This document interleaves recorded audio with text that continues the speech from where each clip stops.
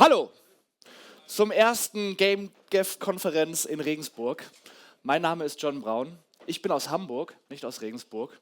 Wenn ihr nicht Game 2 schaut, wisst ihr nicht, wer ich bin. Dann bin ich einfach nur irgendein Dude mit Hemd. Wenn ihr Game 2 schaut, mache ich halt manchmal Spaß auf YouTube. Und wir wollen jetzt gleich beginnen, und zwar mit einer Videobotschaft von Dr. Fabian Mehring. Bitte aufstehen. Okay, es war ein Scherz. Upsala.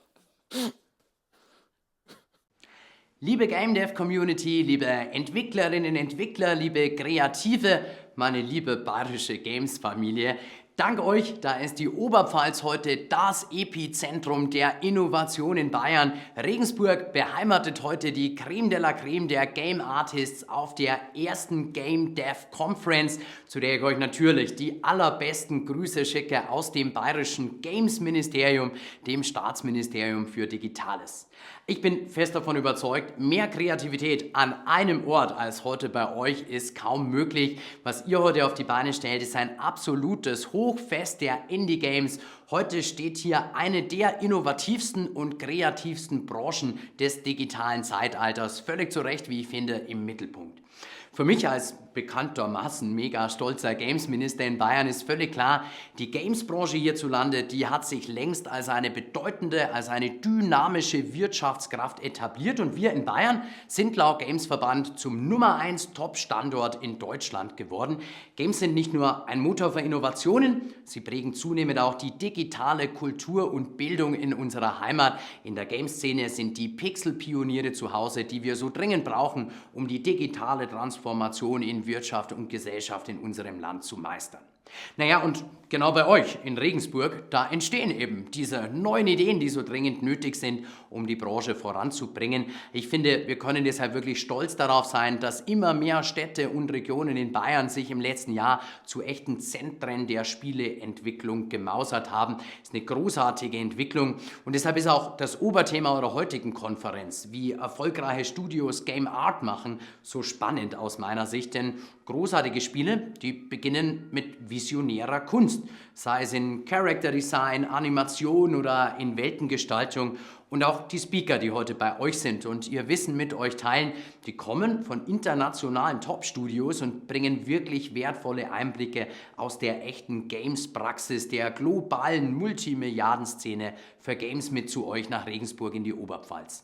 Also eine wirklich fantastische Gelegenheit für alle, voneinander zu lernen, sich zu vernetzen und diesen Turbo für Games in Bayern, den wir zusammengezündet haben, aufs nächste Level zu heben. Ich sage deshalb ausdrücklich Kudos an den Peter Bartonik und an Florian Fischer vom GameDev Regensburg e.V. auf der Gigi Bavaria letztes Jahr. Da haben wir ja schon so einiges zusammen ausgeheckt und umso mehr bin ich jetzt froh und stolz, dass wir der Games-Branche seither so richtig gemeinsam einheizen und dass ihr heute so ein fettes Ausrufezeichen hinter Games in Bayern bei euch in Regensburg setzt. Das Bild dieses Mega-Wirtschaftszweiges Games, dass eben Games nicht nur ein Hobby für IT-Nerds ist, sondern ein Milliardenmarkt der digitalen Zukunft, das haben wir echt mal gedreht in den letzten 1,5 Jahren, seit ich Games-Minister sein darf. Und was wir mit Herzblut auf die Beine gestellt haben seitdem, das ist wirklich der Hammer. Von einem Standort, in dem Games eher so ein Regulierungsthema war, auf das man wie so ein Nischenhobby für IT-Nerds geschaut hat, zum Nummer 1 Standort in Deutschland in 1,5 Jahren. Das ist schon wirklich großartig und es ist toll, dass gerade die Oberpfalz da so sehr mit uns am gleichen Strang in dieselbe Richtung zieht. Deshalb danke ich auch der Stadt Regensburg ganz ausdrücklich, die dieses wichtige Event heute mit möglich gemacht hat. Ohne den Einsatz und die Leidenschaft von ganz, ganz vielen Unterstützern, das wisst ihr, sind Konferenzen wie diese natürlich nicht möglich. Ich will deshalb von Herzen vergelt's Gott sagen und ich bin fest davon überzeugt, ihr alle leistet einen unschätzbaren Beitrag für die bayerische Games-Community. Dafür tiefe Verneigung des Games-Ministers und allerherzlichsten Dank. Und es wirkt im Übrigen auch. Es wirkt insoweit, als es mich zum Beispiel freut, als ich den bayerischen Wirtschaftsstaatssekretär, den Tobi Gotthard, der ja aus der Region Regensburg kommt, inzwischen ganz und gar nicht mehr davon überzeugen muss, was für ein spannender, kreativer, wichtiger, Wirtschaftszweig die Gamesbranche inzwischen ist. Nein, auch Tobi ist inzwischen voll mit uns an Bord. Wir stehen gemeinsam hinter unseren bayerischen Entwicklerinnen und Entwicklern und geben ihnen den Rückenwind, den diese Zukunfts- und Wachstumsbranche verdient. Der Freistaat Bayern ist ein verlässlicher Partner für die Games, XR und E-Sports-Industrie im gesamten Freistaat. Mit der Zusage, dass das so bleibt und dass sogar noch mehr Rückenwind kommen wird und wir die nächsten Level gemeinsam erklimmen werden, für den Game-Standort Bayern wünsche ich euch jetzt spannende Vorträge, erfolgreiche Kontakte, viel Inspiration, aber vor allen Dingen, denn das ist der Treiber unserer Branche, auch viel Spaß auf der ersten GameDev Conference in Regensburg. Ich bin mir sicher, es wird nicht die letzte Konferenz sein und ich hoffe sehr, dass es nächstes Jahr dann terminlich klappt, dass ich auch persönlich und nicht nur digital mit dabei bin, wenn die Heimat der Games in Regensburg ihre Zelte aufschlägt und ordentlich Punch für den Game-Standort Bayern durch das ganze Land, die Oberpfalz und den Freistaat schickt. Viel Erfolg in Regensburg, alles Gute und vielen herzlichen Dank für euer krasses Engagement für Games in Bayern.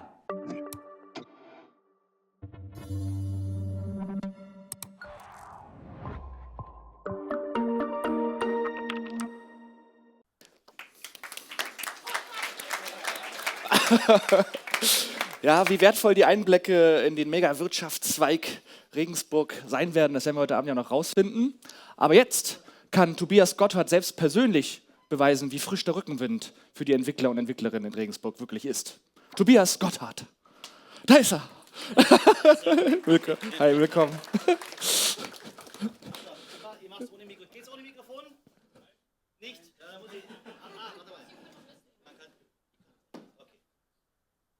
Einen wunderschönen guten Abend, Nachmittag, wie auch immer. Wer sich in der Politik auskennt, für den bin ich Wirtschaftsstaatssekretär, für alle anderen bin ich ein Dude mit Sakko auf dieser Bühne. Mich freut es unglaublich, dass ich heute da sein kann. Der Fabian hat das meiste schon gesagt, der ist auch der Fachmann dafür. Der kümmert sich im Digitalministerium um die inhaltliche Arbeit, dass ihr eine Heimat habt in Bayern. Ich finde auch, er macht es gut. Er hat ein Netzwerk geschaffen in Bayern und vieles gepusht, was vorher noch so ein bisschen belächelt worden ist. Und bei uns im Wirtschaftsministerium ist es auch so, wir nehmen auch die Gamesbranche sehr, sehr ernst. Bei uns geht natürlich der Weg dann, lieber Florian, so heißt er nämlich wirklich, Florian als Vorsitzender, übrigens auch liebe Gertrud als Oberbürgermeisterin. Bei uns geht es darum, euch zu unterstützen im Wirtschaftsministerium, wenn ihr sagt, aus der bloßen Idee, aus dem Arbeiten, dem Programmieren heraus wollt ihr ein Business entwickeln und dann sind wir die ernsthaften Partner, die euch helfen, um als Startup, um als kleine Firma, um als Gruppe, als Team voranzukommen. Und wir nehmen das sehr, sehr ernst hier in Regensburg, aber auch bayernweit. Wir sind nicht umsonst Gründerland Nummer 1 in Deutschland, haben nur den Anspruch, Gründerland Nummer 1 in Europa zu werden. Und für uns gilt, egal was ihr vorhabt, wir wollen an eurer Seite sein. Wir sagen zu euch, you never walk alone auf eurem Weg. Und wollen deswegen die Szene, aber auch euch voranbringen. Das heißt, wann immer ihr mit euren Ideen aus den Bereichen, jetzt habe ich es gelernt, Story, Art, Audio, Code, Design oder eben dann im Businessbereich vorankommen wollt, meldet euch gern bei uns. Wir helfen euch gerne voran. Wir haben super Netzwerke. Die GameDev hat auch super Kontakte in alle Richtungen. Also ich glaube, wir haben in Bayern ein gutes Setting und wir haben aber auch in Regensburg ein gutes Setting. Also als jemand, der aus dem Landkreis Regensburg kommt, freut es mich tatsächlich, dass nicht immer nur irgendwo in München Dinge entstehen, sondern dass hier wirklich sich ein Ökosystem entwickelt für die Gaming-Szene. Ich wünsche mir, dass wir München irgendwann mal in den Senkel stellen, in den Schatten stellen, dass die Gaming-Branche sich hier trifft und nicht in München oder anderswo.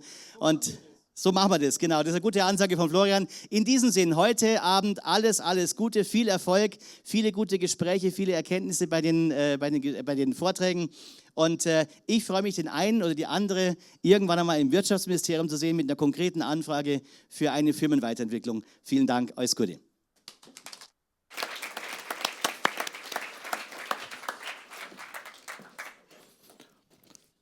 So freundlich sind die Minister in Hamburg nicht. Mal sehen, wie freundlich die Oberbürgermeisterin ist, Frau Gertrud Malz-Schwarzfischer.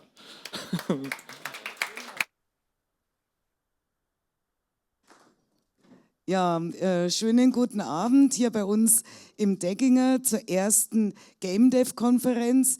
Ich könnte jetzt sagen, ich bin der dritte Dude im Sakko, aber ich bin die Oberbürgermeisterin in Regensburg und ich freue mich, dass der Tobias Gotthard jetzt schon zum zweiten Mal in kurzer Zeit hier bei uns in Regensburg ist und sich mit mir zum selben Thema trifft. Der Florian Fischer war auch dabei, der tolle Verein GameDev versucht in Regensburg genau das zu machen, was der Herr Staatsminister und was auch der Herr Staatssekretär jetzt gerade so angekündigt haben, nämlich ein Ökosystem, Gamer-Ökosystem in Regensburg so stark zu machen, dass wir aufs nächste und übernächste Level kommen und mindestens so stark da sind in dem Gebiet wie Nürnberg und München eigentlich stärker. Hat er, also gerade das war so die Ansage. Und da sind wir auch unterwegs. Das ist genau das, was wir auch wollen, was unsere Kreativbehörde hier im Degginger, das ist eine Behörde der Stadt Regensburg. Das Degginger haben wir deswegen hier mitten in der Stadt geschaffen, damit solche Entwicklungen möglich sein können, damit hier kreatives Ökosysteme entstehen können und Start-ups, junge, kreative, im ganzen Bereich der Kultur- und Kreativwirtschaft eine Chance bekommen. Und dazu gehört natürlich alles, was mit Games zu tun hat. Alles, was mit Games-Entwicklung zu tun hat. Und da braucht es tatsächlich, Herr Staatssekretär, Rückenwind. Und wir haben auch schon eine Idee. Also wir haben hier das Degginger, aber wir sind ja gerade dabei, das Stadtlagerhaus zu entwickeln im Westhafen zu einem Kultur- und Kreativareal. Und unsere Idee ist, dass da auch Flächen für die ganzen kreativen Games-Entwickler aus allen Bereichen sein werden, die der Freistaat Bayern natürlich fördert. Und zwar die Flächen. Ich glaube nämlich, dass es tatsächlich alles braucht. Es braucht die Profis, es braucht die Studios, es braucht auch, wir haben hier Zipsoft, wir haben den tollen Verein, der die Indie-Szene bündelt und sichtbar macht, aber man braucht Strukturen, man braucht verlässliche, nachhaltig, sagt man heutzutage, nachhaltigen Rückenwind, würde ich mal sagen, um das Ganze wirklich aufs nächste und übernächste Level zu heben zu können.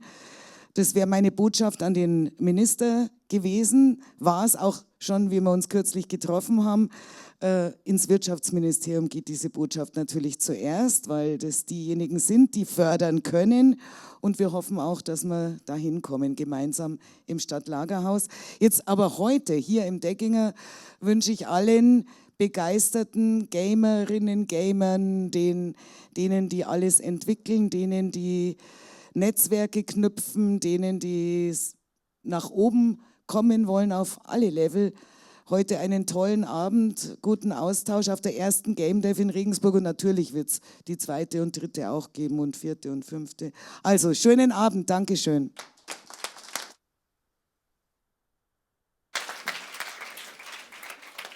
Ich nehme das gerne ab. Ich brauche es zwar nicht, aber ich lege es dahin. Als nächstes haben wir Robin Rottmann auf der Bühne willkommen zu heißen. Robin? Okay, aber Robin Rottmann, ja. Hört sich an wie so ein aggressiver Hund, aber bist du nicht, nein. Willst du ein Mikrofon haben? Ja, gerne. Ja? Hier, bitteschön. Und take it away.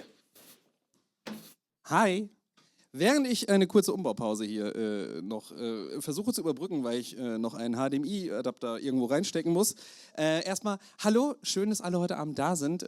Von meiner Seite aus erstmal herzlichen Glückwunsch zu dieser tollen ersten Konferenz bis zu diesem Punkt. Das ist ganz, ganz toll hier. Und deshalb bitte einmal nochmal einen großen Applaus für alle vom GameDev Regensburg, die das hier mit veranstalten und das möglich machen.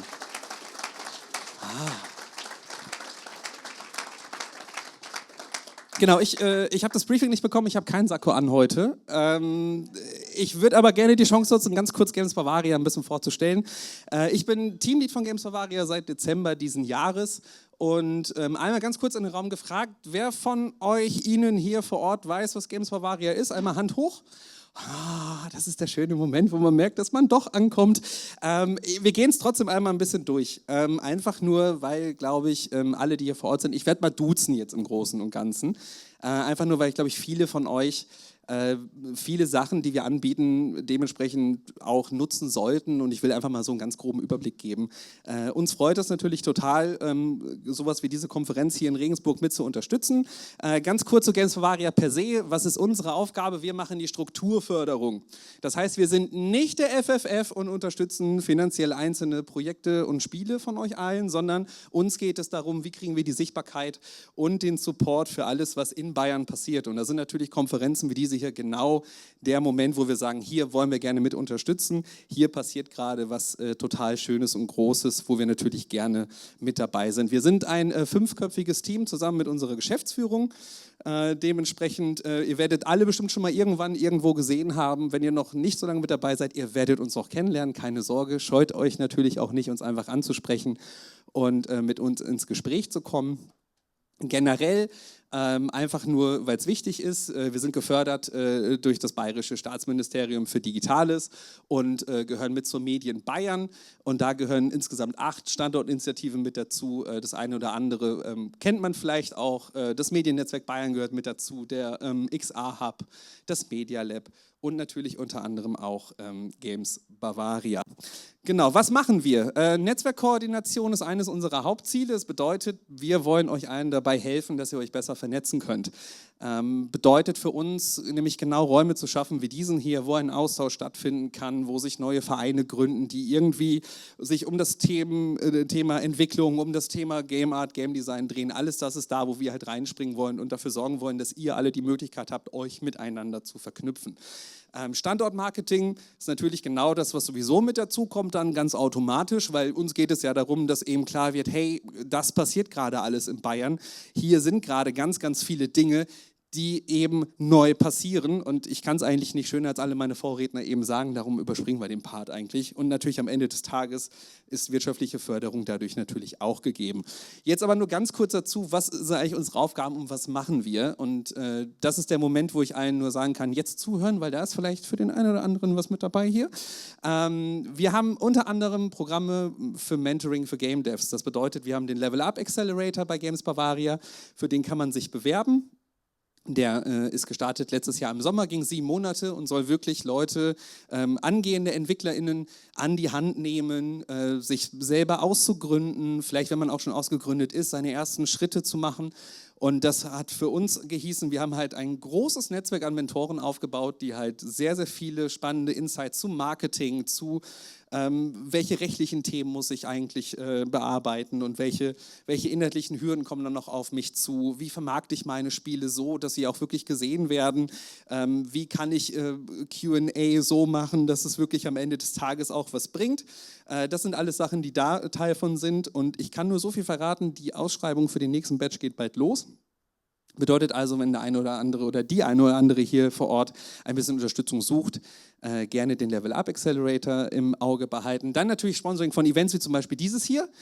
Das ist auch etwas, wo ihr euch jederzeit bei uns für bewerben könnt, genauso wie für Reiseunterstützung. Das heißt, wenn ihr eine Messe besuchen möchtet oder wenn ihr zu Gesprächen mit einem Publisher fahren wollt und ihr braucht einfach eine kleine finanzielle Spritze dafür, dann könnt ihr einfach auf unserer Homepage euch dafür bewerben, und dann könnt ihr 2-mal im Jahr so einen Zuschuss in Anspruch nehmen, wenn er von uns gewilligt wird. Dementsprechend nutzt das wirklich für Reisen, nicht nur innerhalb von Deutschland zu Gamescom und DevCom, sondern auch natürlich, weiß ich nicht, zur Reboot oder zur Nordic Games oder wo auch immer ihr gerne hin möchtet und Sachen sehen und netzwerken wollt. Dann natürlich, wir versuchen alle News über die bayerische Gamesbranche zu sammeln, die es irgendwo nur gibt. Community Management ist natürlich auch noch ein wichtiger Part von uns. Wir gehen hin und sorgen natürlich dafür, dass es zum einen Meetups gibt in ganz Bayern, unterstützen dann diese Meetups natürlich auch, und wir haben einen riesen Discord, den wir betreuen von Games Bavaria aus. Das heißt, wenn ihr mit anderen Game Devs in Kontakt kommen möchtet, nutzt gerne unseren Discord-Server auch dafür, und wir kümmern uns natürlich auch noch um nationale und internationale Partnerschaften. Wir sprechen gerade mit verschiedenen Partnern im Ausland, um da mal für einen Austausch zu sorgen, dass man zum Beispiel einfach mal sich gegenseitig besucht, dass Studios sich austauschen können, und da gibt es hoffentlich auch in ein paar Wochen ganz schöne neue Sachen zu vermelden. Genau, wir sind der beste Standort in Deutschland laut der Game-Mitgliederumfrage. Das haben wir gerade alles schon gehört, das überspringen wir. Ganz kurz nur zu unseren größten Projekten, die wir so haben. Das eine, und jetzt kommt natürlich der böse Münchner in mir durch, der sagt, hey, wir haben noch die Gamerei hier in Bayern, den großen Coworking Space oder The Bavarian Home of Game Changers, wie wir auch sagen. Der befindet sich im Münchner Osten und bietet dementsprechend natürlich kostengünstige Plätze an für EntwicklerInnen, die dort gerne mit ihrem Studio einziehen möchten oder die halt dementsprechend gute Bürofläche suchen. Kann man sich auf alle Fälle mal angucken, wenn vielleicht der eine oder andere hier für Regensburg mal auf Ideen kommen möchte. Wir sind jederzeit offen für Besuch und zeigen natürlich auch alles da vor Ort. Wir haben da auch noch ein kleines Büro. Dann machen wir die Gigi Bavaria, die hat erst stattgefunden wieder vor 2 Wochen in München in der kleinen Olympiahalle. Es tut mir leid, mein letzter Vortrag war in München. Deshalb hat in München stattgefunden, in der kleinen Olympiahalle. Dieses Jahr hatten wir 6.200 Besucher, was uns super gefreut hat, und einen riesengroßen Business Day am Freitag davor. Der ist auch sehr, sehr gut angenommen worden. Und das kann ich schon mal vermelden, wir haben Spiele, die wurden dort auf dem Business Day im Pitching vor Ort gesigned. Also dementsprechend, wenn jemand fürs nächste Jahr mal eine Möglichkeit sucht, sein Spiel irgendwie noch bei Publishern unterzukriegen, vielleicht ist ja der Business-Tag der GD Bavaria der richtige Ort dafür. Und den Level Up Accelerator, von dem habe ich gerade ja schon gesprochen. Generell das Angebot gilt natürlich, die Gamerei, ich will da gar nicht zu viel gerade drauf eingehen, gestartet im letzten Juli. Wer sich das Ganze angucken möchte, wir sind insgesamt 8 Studios, die da inzwischen schon eingezogen sind in München, und wir sind insgesamt auf 3 Etagen, haben Shared Meeting Spaces, genauso wie eine große Küche, einen großen Eventraum, der für alle genutzt werden kann, und wir versuchen halt ein Ort der Begegnung zu sein für die Industrie, und deshalb natürlich dementsprechend auch immer die Einladung an alle, die einfach mal vorbeikommen möchten oder mal in der Nähe sind, weil sowieso gerade was vielleicht in der Nähe stattfindet, kommt einfach gerne rum. Geht da mit uns in Kontakt und dann zeigen wir euch mal alles ganz in Ruhe. Wir gehen mal einmal hier weiter. Veranstaltungen, die wir dort vor Ort auch hatten, was ganz schön war. Wir hatten den Global Game Jam unter anderem mit bei uns im Haus. Da gab es hier ja auch eine Ausgabe von. Und der ARD Puls Game Jam hat auch stattgefunden bei uns im Haus. Dementsprechend, das war sehr, sehr erfolgreich. Genau, das ist es also generell zu Games Bavaria. Deshalb, wenn es Fragen gibt, wir machen mal heute nicht die große Fragerunde, weil wir in den Grußworten sind. Ich kann euch nur sagen, ich bin noch ein bisschen da heute Abend. Wenn ihr Lust habt, kommt gleich nach den Vorträgen und nach der Diskussion gerne auf ein Getränk rüber und quatscht einfach ein bisschen mit mir. Ich würde mich freuen.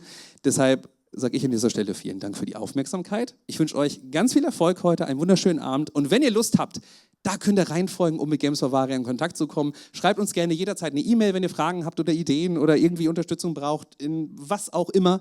Wir freuen uns einfach, euch helfen zu können. Und damit vielen Dank, einen erfolgreichen Abend und bis später.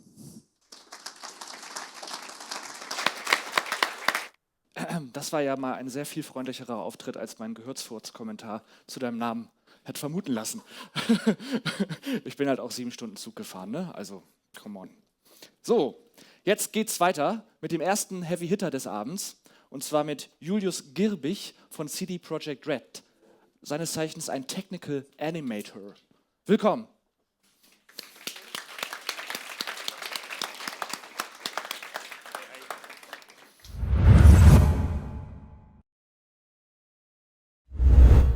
Dankeschön, wunderbar.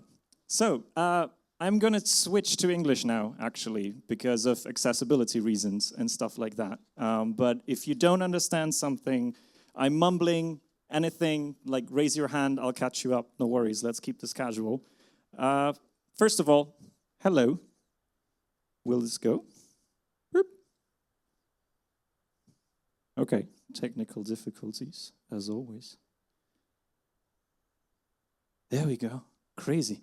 Yes, my name is Julius. Hello, nice to meet you. I'm a senior technical animator / coordinator, if you want to be fancy about it.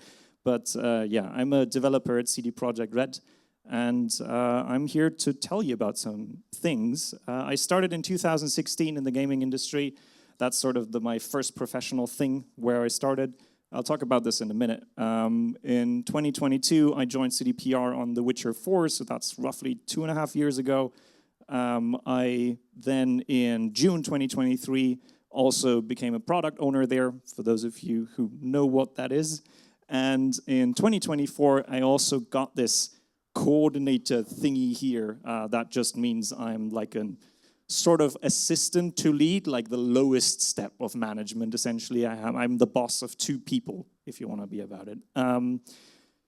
Yeah, let's start with a secret. I'm actually a terrible animator. Like, no joke. Like don't tell my boss, please. I want to keep my job. But I love the art of animation. I love 3D modeling, everything that's got to do with it. But I don't like doing it. Like, I'm not good at it. I know how it's supposed to look, but I just can't get to it, you know? But I know how it works.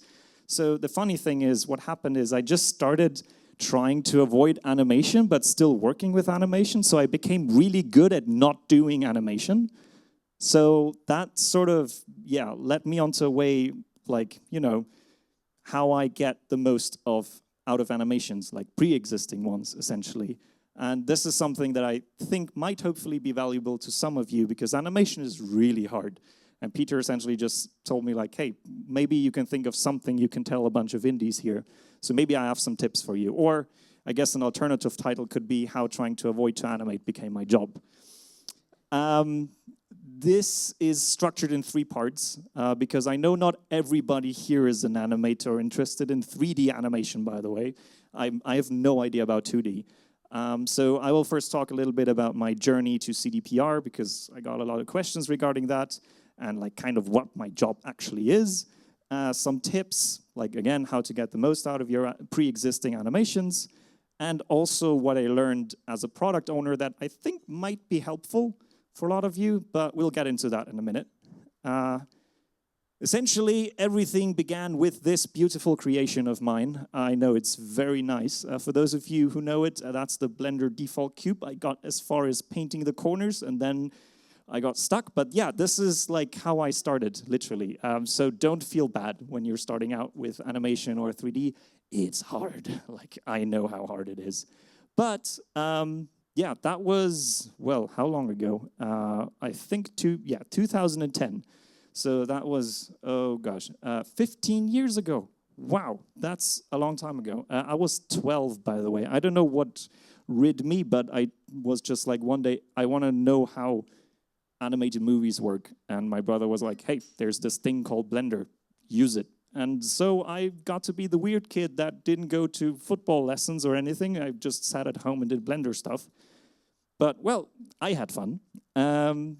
I first started with Unity as a beginner in 2012. I started to build my own games, but I started with a survival game, but I didn't get farther, as, you know, you can chop a tree and the number goes up, so it was actually a tree cutting simulator. And then afterwards, in 2016, I got my actual, like, no joke, my first actual proper project going, which was at the time of, you know, do you remember, like, the first Star Wars Battlefront from EA that came out? Like, after the original, the good ones, like the Star Wars Battlefront 2, like, everybody was pissed at the time. Like, everybody was like, there's no story in there, there's no space fights, what is this? This is just a shooter with, like, a Star Wars skin on it. So, well, my little self thought, I can do it better than EA. Like, sure, not at all, obviously, so that project flopped. But this was actually the most relevant project for me ever, sort of, because this started my actual journey into game dev, because this project got kind of known across the internet. Like, a lot of people were interested in it. It's like, oh, there's some people who try to revive Star Wars games and stuff like that. So actually, every now and then, developers from bigger companies, like much bigger than us, like people from Titanfall or someone from like Star Citizen chimed in every now and then, right? just on the weekend, you know, like for an hour. But that was really cool, because suddenly you knew people from those companies, and you could tell them like, hey, I'm doing this thing, can you help me, or do you have feedback? And they usually did, which was really, really cool. But I don't want to keep rambling about this stuff too long. So I just started studying like around that time, like a year later. I kind of, well, didn't focus on that. I just did game dev the whole time. Like, it took me 5 years to get my bachelor's degree. So yeah, that's how you know you don't gotta be good at school to become a developer. And I also did like a corporation thing, which was also part of uni with the Deutsches Museum, like big technical museum in Munich. They did like a VR thing at the time. And yeah, as I said, around that time I did my bachelor's thesis. It went really well. I got really lucky during that time. So again, a lot of my journey is about luck, like getting into this project, getting into like my little like thesis thing, and I got a prize for it, and fun and cool. But yeah, so I got in a lot of contact with a lot of people. Like that, I was part of this workshop here at like MIT, and it was actually really cool to meet a lot of these people. Like suddenly you're sort of meeting people that you've always been like, oh God, they're so amazing and they do so cool things. But yeah, so it's you know, you start playing with stuff and suddenly some things start to work maybe, and that way you can actually get into those things. I'll just quickly show, because I also get a lot of questions about this, like how do you apply and stuff like that. I don't want to get into the details of this. This is not what this is about. But just because I like showing people like how my resume at the time looked, because a lot of people are like, hey, how do you actually structure your resume? How do you do things? Like today I would do a couple things differently. I wouldn't put my picture on it, for instance. But yeah, just because people ask me about it. And yeah, originally I applied to like 27 companies because I was like, man, uni's hard. Like I don't want to do my master's, so maybe I get lucky and get hired. And well, I did, luckily. So I didn't need to do my master's. So yay me. And this is essentially how I got into CDPR. So the question now is, what actually is a technical animator? What do you do? Well, I'm sort of in between everything in a way. So I'm a specialized generalist, as stupid as this sounds, but my job essentially is to connect all of those departments here, like narrative, VFX, animation, like people from the engine team, everything, and make sure that it works. I'm the person that if an animator imports their animation into the engine, stuff doesn't work, I'm their IT support in a way. But it is also really, really valuable in especially bigger projects with higher complexities to have people that can sort of bridge all those gaps. So I'm specialized in being able to coordinate animation implementation. So what this means is maybe in your game, you know, like we make some more or less known RPGs, you know, you might have heard of them. You might have situations where you have scenes that happen during gameplay, so there's still player control, that need to incorporate a vehicle with a guy inside that needs to equip a weapon, and that needs to happen on gameplay because after the scene the whole fight starts or something. And it's like, it just adds up in complexity, so you need a person that can sort of bridge all of that stuff to make sure that things work and design those systems. So it's actually a very technical approach to building experiences in art. And we usually own, or sometimes like a part, or sometimes even the whole pipeline of animation. I don't want to, again, talk too much about these things, but I just brought this in here if you want to take a picture. This is for me like how the animation pipeline can look, or like generally the steps that I usually go through in every project. Maybe some I can drop, like maybe not everyone does actual motion capture, or not everyone does actually like authoring like databases of their own animations, but I mean, we got to do it. We have like thousands of them, right? And personally, you will find myself more in this line down here, which is inside of the game engine. So I'm not actually a rigger or someone who works with the characters in Blender or Maya. I work with all the imported stuff, and I work on animation systems. So how does this help you? Well, I learned a few things, and I think I know how to give you a few tips to like improve your pipeline a little bit, because again, animations can be hard. And so first of all, we started with where can you get animations from, because they're really hard, they take a long time, you know, it's a full-time job, multiple people usually. And well, the obvious thing is you just download them from like an asset store, but there's also other repositories that you can use, even commercially. There's even like AI motion capture now that's halfway decent, like the Rococo Vision here, or there's Move AI if you have an iPhone. And it's actually really nice to start with animations that have been properly recorded. You can get really far, even if they don't fully fit your character or your game, because you can work with them. And the first step that a lot of people actually miss in those things is being able to apply one animation to different characters, because that's usually the first sort of obstacle that you run into when you're working with animations.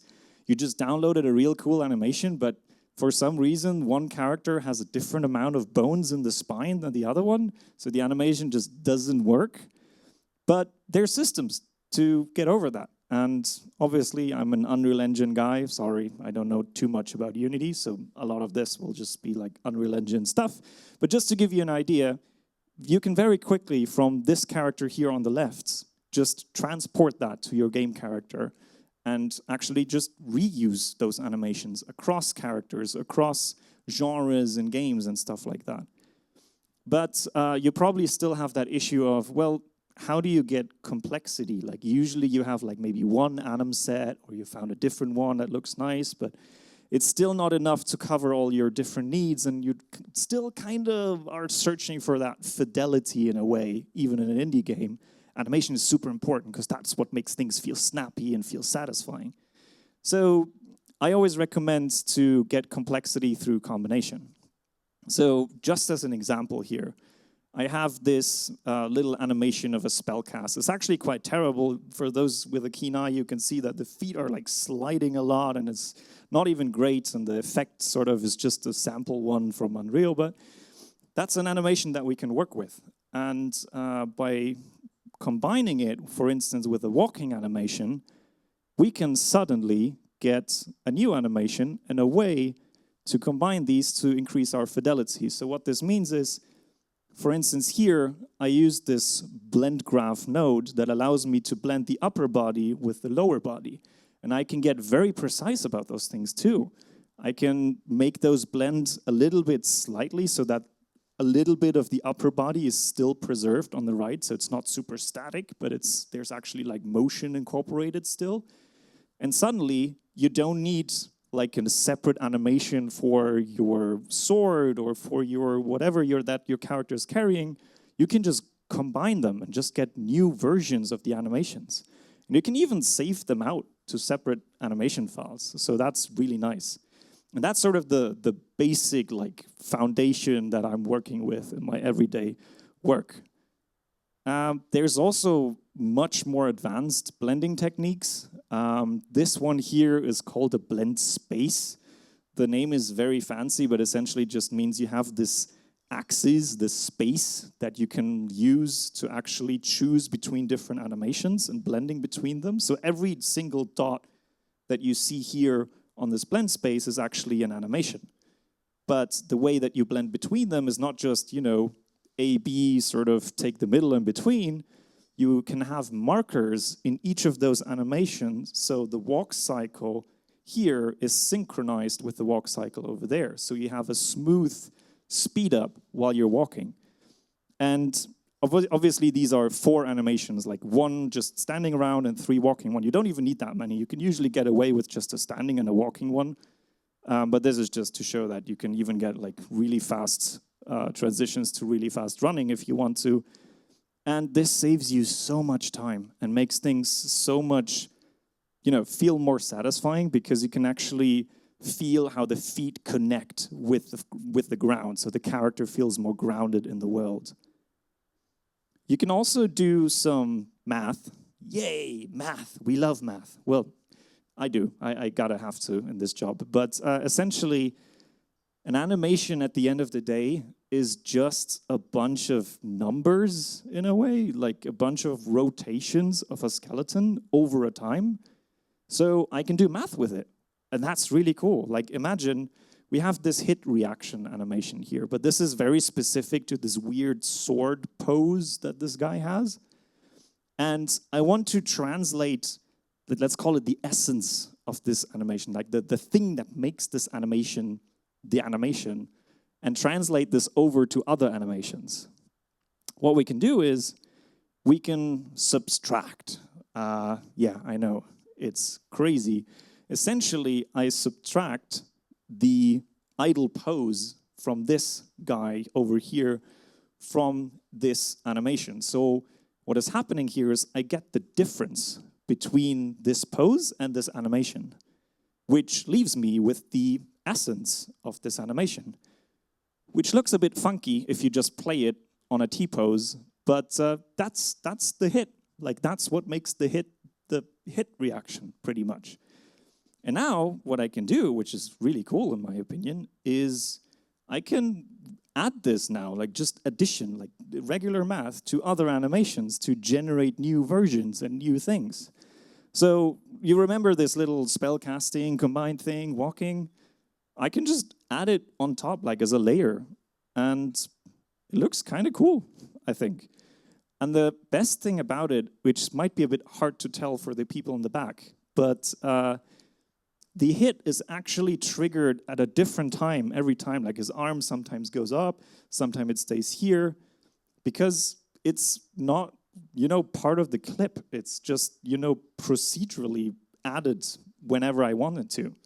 So suddenly, this has become like very high fidelity all of a sudden. Like I can see multiple things going on. There's locomotion, there's an action going, there's a hit, there's a reaction, there's a bunch of things going on. And I think I can hopefully show you that you can very quickly, with a few animations, you can get a huge data set of things that your character can do, and like a lot of different states you can cover very quickly with just a few of the right walking, standing, and like action animations, if you will.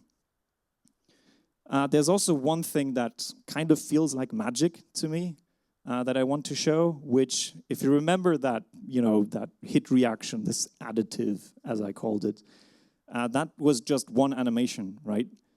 And if you remember this blend space thing, where I can blend multiple animation based on some value, I can blend additively multiple animations. So this is a blend space of just different directions. So these are just 4 poses. Like how long does it take you to pose a character versus doing a whole animation? Probably like, a fraction of the time. Like you need to usually animate multiple poses to just have one animation. But here I just did like 4 frames actually. The middle one was already existing. That was the idle animation.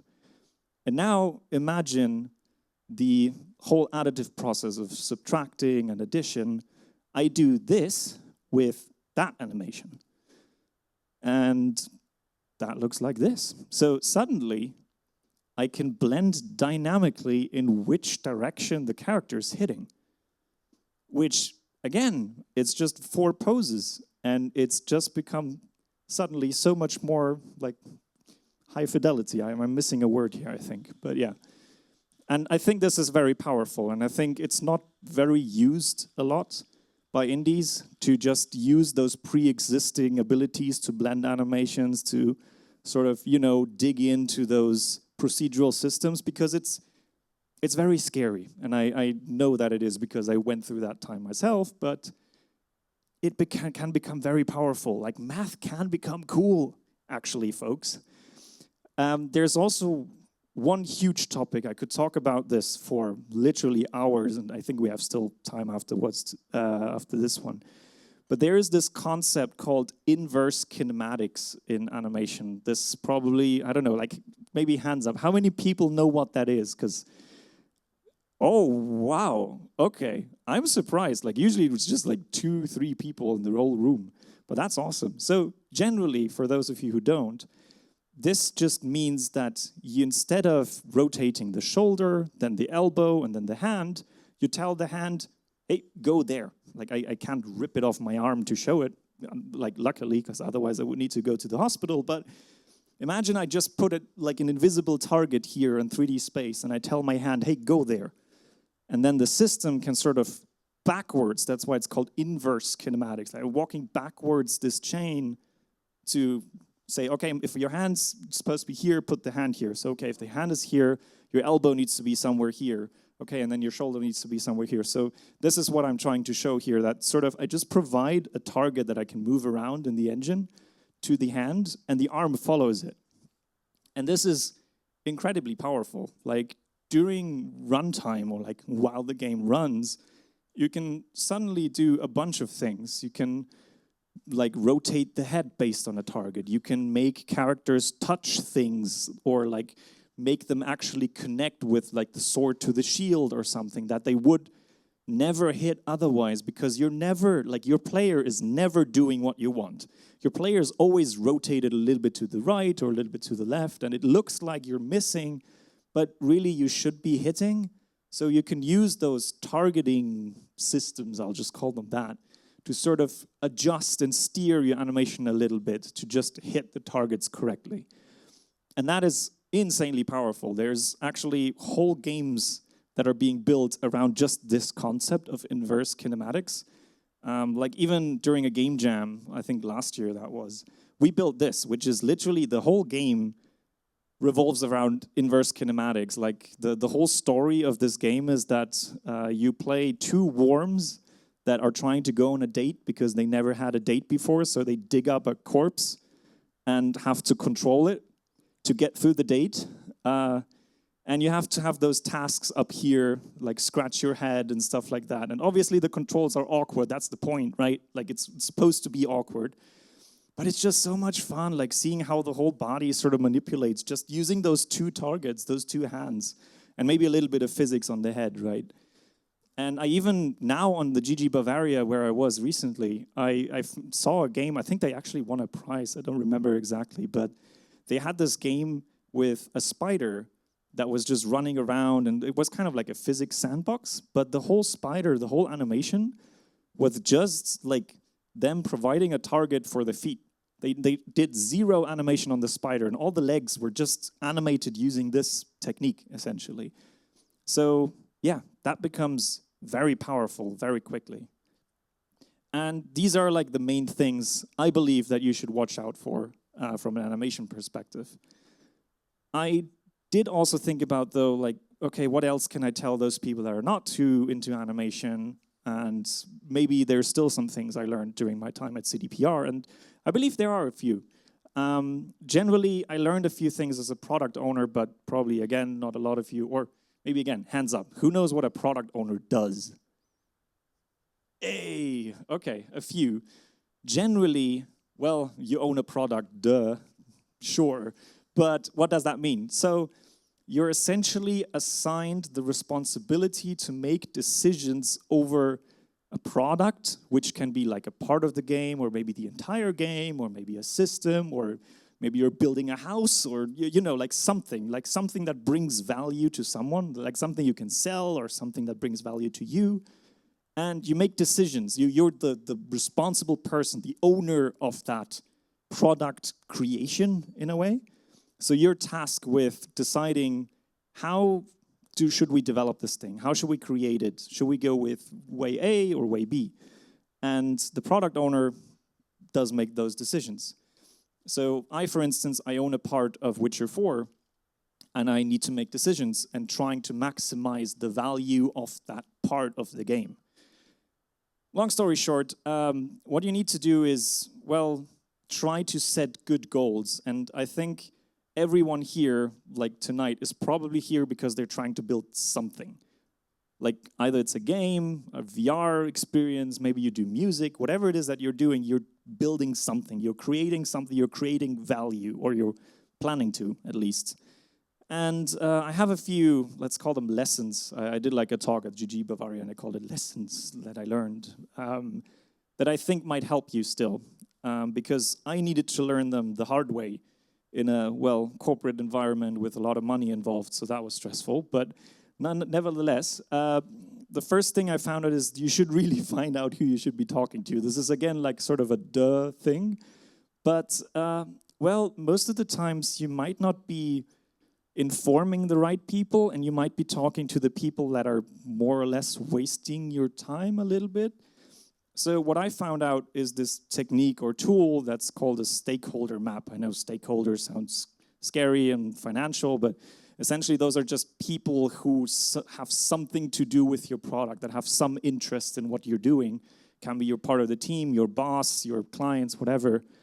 And you split them into two axes. The one is influence, the other is interest. Influence is just who can tell you what decision is good and you need to follow. So this is usually like management stuff, like your boss or like someone you tend to listen to even though you don't want to, stuff like that. And the interest is actual people that are, you know, depending on your product in a way. And by just putting people on this map in a way, I had like over 20 when I started this exercise. You really notice like, oh, those people, I should just like have discussions with them daily, and I should, reach out to them for feedback, and it will make my product a lot better. Those people here, this is like, again, management stuff. They just need to be informed in a way, but they need clarity. They don't need details. Like, they just need to know that everything's fine, we will make lots of money, blah, blah, blah. And the people down here, these are usually I would say, like your users that don't actually have a lot of influence on you. And here, don't talk with these people too much. Like, they're fine to just be there, right? And again, because we're doing a lot with like goals, which I think is actually, hopefully valuable to you as well, is that I found that I was making goals in a wrong way. I just started making notes every time somebody told me something. And here the example is, I'm building my bathroom. And I noticed that a lot of the times, the things that I noted down weren't actually goals. Only this one thing was a goal, and the rest were like tasks and acceptance criteria. So whenever you start making notes about, oh, I should change this thing in my art, or I should, adjust it in another way or something like that, you should really think about, is this actually a task that I should be doing? Is this something that, is just a criteria that I should be able to meet or something like that? Like, I don't know, the color of the character should be red or something else. Or is it actually like hey, this character needs to do this and that in the future? And it's really, really important to also make those goals with a high clarity, because if you don't, then you just write a bunch of stuff. Like probably you have had this problem before where you're like, I'm going to start a project, I'm going to set my goals, I'm going to write down everything I know about this project and how it's supposed to go. And then you end up trashing like 90% of the plan, like during the production. And that's normal. So I always recommend to just start with something simple, like everybody can understand. Like try to be multimodal about it. Like, hey, we're trying to build a game like this, or I'm trying to build a character like this, or I need an animation that looks like that from this movie. So, like use a picture or something, or like something that people sort of can agree with, and like, oh yeah, this is a good sort of lighthouse in the distance that we can get close to. Again, no matter what you're doing, even if you're doing character design, narrative design, I think this is like sort of the main thing I needed to learn, is that keep your goals simple over a longer time. And the last sort of thing that I just want to briefly touch on, again, kind of a duh thing, building the right things. The main part that I just want to mention here is a story that I actually got told from my technical director. Which is, again, construction-based. I don't know what it is with this talk, with construction analogies, but essentially he told, it's fine if you order something and you don't like it after. Like, it sounds really weird, but it's okay if you order a hamburger and then during the hamburger, when it gets made, you notice that it looks weird and you don't like it anymore. The best example for this is if you hire a plumber to install a heater in your bathroom, and you tell him, like, on this map, like, okay, I want the heater exactly there, like, right next to the door in my bathroom.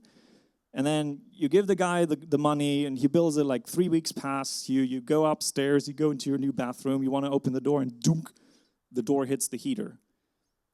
Who's at fault now? Like, you for ordering to put the heater in that place, or the plumber because he's the expert and he could have told you at the beginning? So this, obviously, it's not about like putting blame on people or like stuff like that, but it's mostly about, well, you need to trust your team to also tell you early on, hey, I don't think this is a good idea. Like, usually the people that you're working with, they're working with you for a reason. They're experts. They're really good at what they're doing. Trust them, but also make sure that they know that they're responsible for speaking up. And again, this goes for sort of everything. If you're doing art, if you're doing games, if you're doing VR, if you're doing music, if you, again, like tell your drummer, play it exactly like this, it would be better if the drummer told you, I think this would be better because I'm a drummer and I know exactly how this is supposed to sound. And that's pretty much it, actually. I have a few doggy pics here because dogs are always nice. But yeah, just to sum up briefly, you need people to get into the industry and luck. It's stupid, but that's how it is. But as long as we stick together and help each other, we can make a great community and a great industry, and that's also how you work with people more. Use what's available to you, like use the assets that you get for free, like use the tools that are open source and just modify them. Like you're so much faster as indies that we are in AAA. We take years to put things on the market, like literally sometimes 7, 8, 9, 10 years to put something out. You guys can do it in like half a year or like maybe a year or something like that. So really use that, what's available, and innovate on that thing. And if you're looking for complexity, try combining things, and you will find a lot of cool avenues, and focus on what's important, like I said. Thank you very much.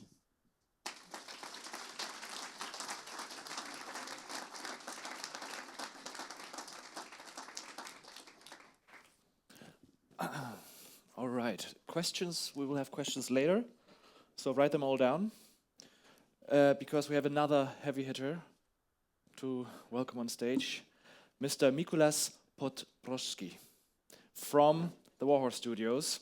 They just did a little game called Kingdom Come Deliverance 2. Welcome.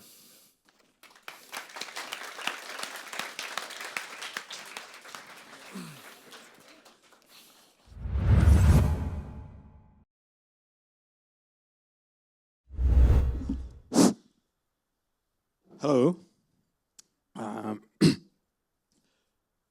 My name is Mikuláš Podprocký.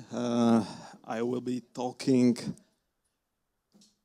about my experience over 20 plus years in the game development. When I was thinking about this presentation, it was pretty hard to determine what exactly I would give you, because during these 20 years you encounter so many stuff. I worked on many, 20 years means 5 projects, at least.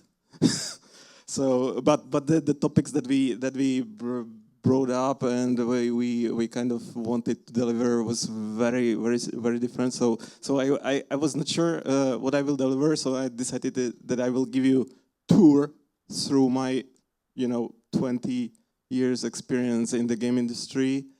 And if you will have any other questions, like specifics that you are interested in, I don't know, Kingdom Come or other projects like Mafia, just write them down and ask them later, because it's impossible to like put some solid guidelines or something, for 20 from 20 years of experience.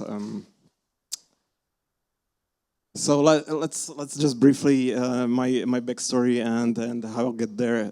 Actually, I graduated sculptor as a like classical sculptor. I even studied in the Munich for 2 semesters at the Art Academy, and then in Düsseldorf also, but didn't learn German. Sorry.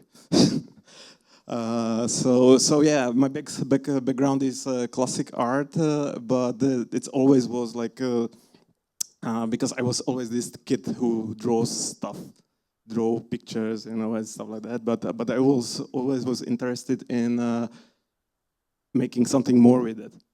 Yeah, not just making nice pictures on the wall and that's it. So I was drawn into more complicated stuff. That's why I picked sculptor, because sculptor is it's something that it's always something different, always complicated to, you can die even when you are not planning well your big sculpture. And that's what was my main intention, like my main drive into the creativity. But of course, very early I stumbled upon games like in the 80s. Sinclair, Amiga. Do you guys?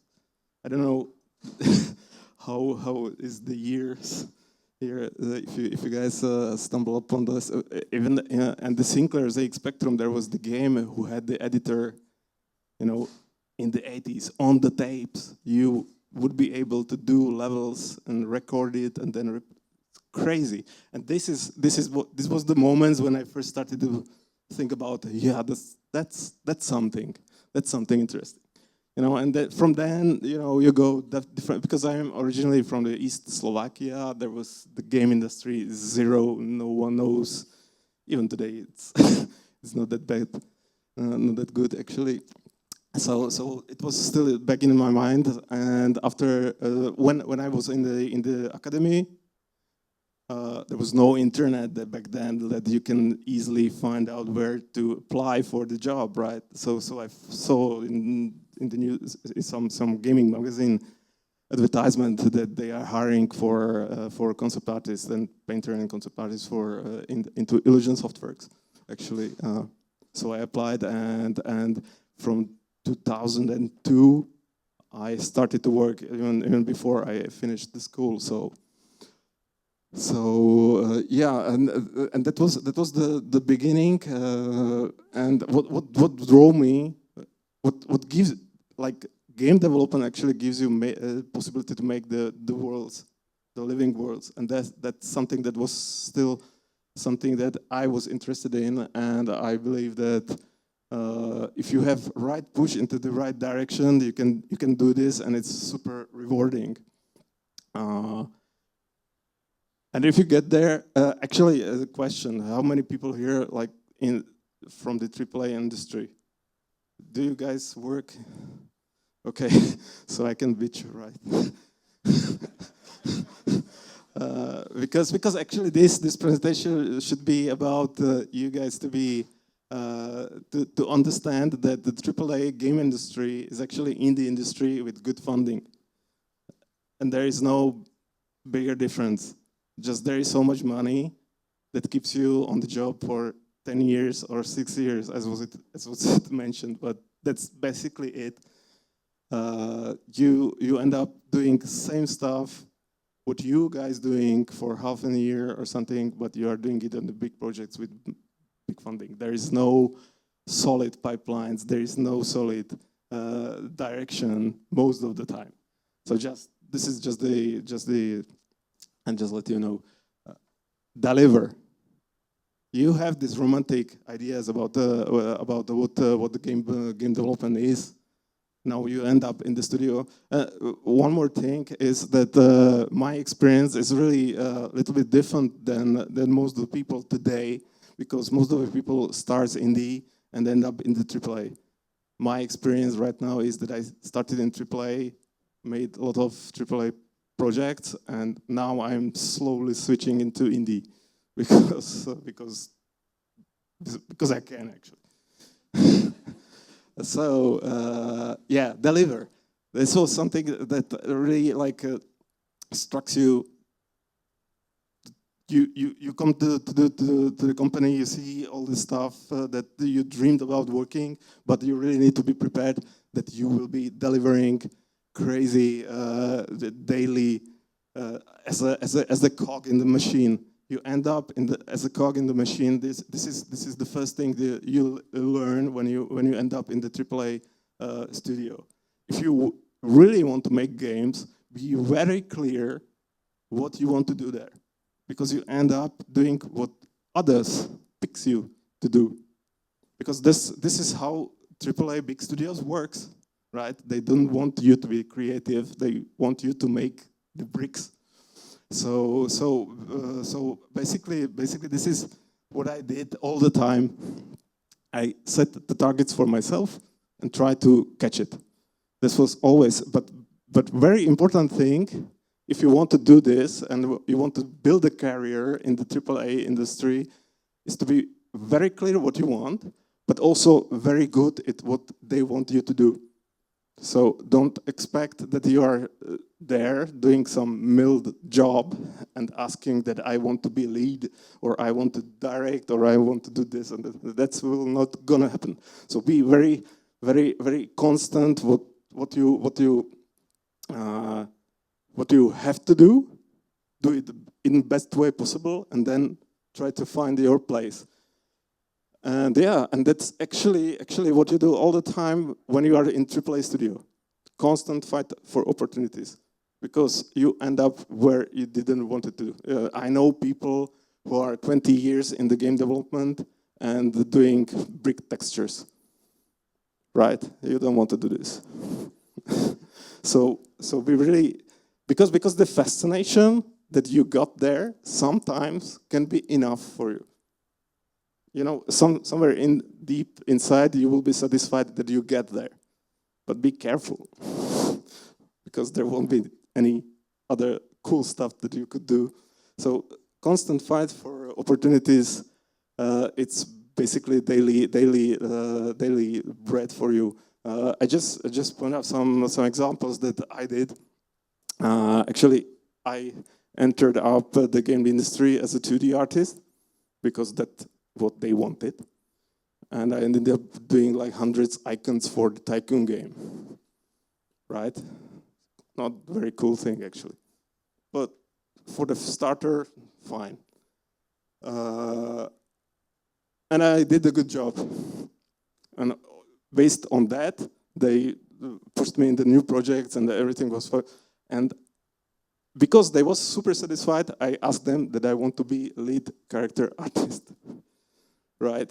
Like blowing in the mind of the leads. What?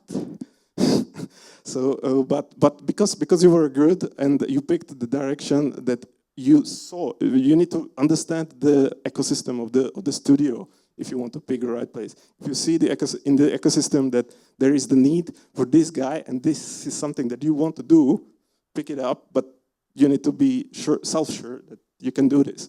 Of course, back then, it was like year 2007 maybe, right? And there was no character artists actually on the industry in Czech Republic. No character artists. I didn't know how to do it at all. but what was lucky pick, and from there I ended up doing characters. I ended up being a lead of the character artist, and another thing came up.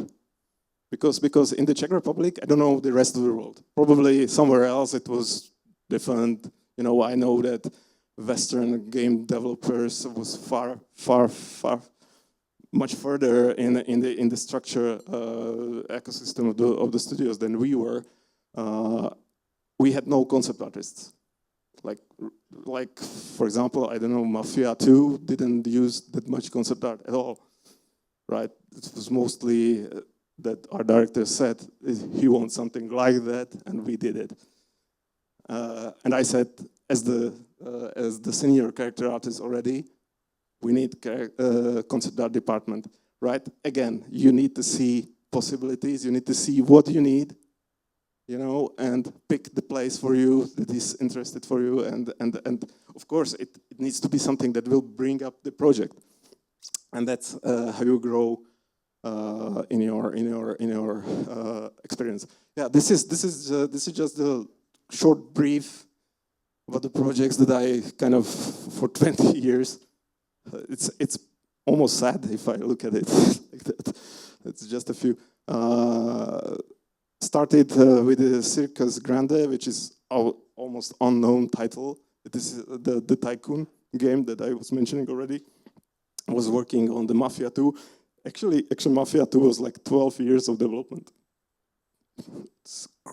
It's crazy. This was the toughest time maybe in the game development. Top Spin 4, I don't know if you guys played the sports games. So I was there on the characters. It was very interesting experience because we had to do characters based on real top like players, and it was crazy to talk with the managers. Yeah, we think that he looks more handsome. No. You know, this is nice, but even that I hate the sports games. Sorry for everyone, but I did. Mafia 3 was a really interesting experience because I actually didn't work on the final Mafia 3 because I left the company, but I did like 3 Mafia 3s before it was cancelled. 3 versions, and then prepared the pre-production of the Mafia 3 and left the company because yeah, that was pretty much the mess around the designing of this game. And I also had the opportunity to jump on the Kingdom Come. I basically joined the Warhorse Studio when I don't know, you guys know the Kickstarter that they did. So at the same time I joined the game. It was like 15 people back then, and we finished it, as you probably know. And there I was the art director.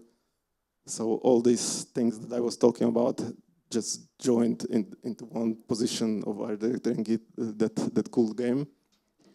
On the second one, I was art director too, but only for pre-production. So we planted the game, we planted the features, and then I left because that's my nature, that I don't like to do stuff again and again, the same thing. So, and aside of that, there is some indies, and I right now running the Scribe RPG, which is indie RPG, open world RPG, with really small team. Without trying to, we are working on it actually for 3 years. Yeah, technology. Let's talk a little bit about my experiences with the technology, because, of course, I am the art guy. So it could be seen that we, as an artist, I don't know you guys, what experiences you have and how you cope with the technologies and the changes that happens, because technology is the most unstable ground in the game industry. Basically, all the time it's changing under your fingers. And if you think that you can avoid it, because being just the artist and avoid the technology, you're lying to yourself, like big time, right? If you totally untech guy, pick another job, really, yeah, because you find yourself coding in one time. Definitely, right? So it's really good for any artist to understand what is going on with the project that he's working on, right? It's never just smooth ride Photoshop or 3D Max or Maya. Even if you do 3D, you end up with doing some scripts or some tools for yourself, to help out, So technology is really important thing. And now what I wanted to tell about is how the technology approach kind of difference between the indies and the AAA, because AAA titles mostly develop visual technologies, right? Because it sells best. What AAA titles, which spends like $100 million on the production, wants to do is the visuals, because then, of course, that's why we see so many similar games with the better visuals all the time. Yeah, so this is something that evolving a lot in the AAA. Cool thing about the visuals. It's not happening that much currently, but for example, I am super glad for it, because for Mafia 2 we developed our own engine, which is not happening that much today, right? And that's a great school for you as an artist if you have opportunity to be on the project at what time where they develop visual technology.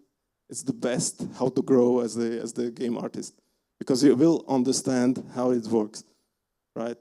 You will ask for feature in the engine, because if you work on the Unity or Unreal, you get visuals. You put the cube into the grass. It's there, there is ambient occlusion. There is the ray tracing right now. Everything is cool. You know nothing, right? And if you don't know nothing, you can't push yourself to do better job, right? That's something that I always say to people who are interested in doing 3D art or 3D game graphics. try to develop something by yourself. Try to find out how these things works. Yeah.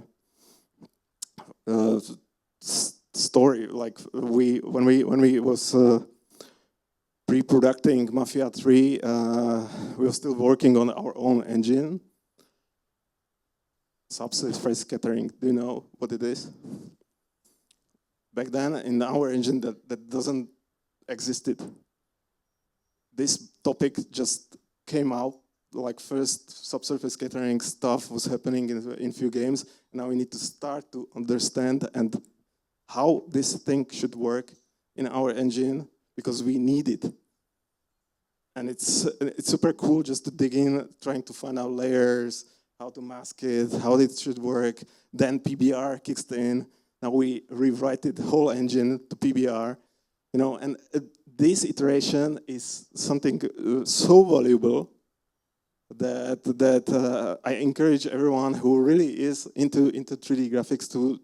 I know it's really hard today, right? So few companies doing their own engines, but you can do some exploration in Unity because they have no that much in-depth of shaders, and you can upgrade them, you know, and try to find out how this works.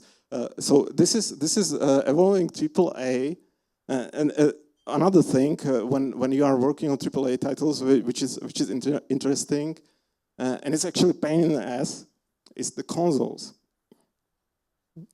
Right. Today you can do ray tracing in real time and it looks cool, but then you hit it with the consoles. And you need to start to optimize.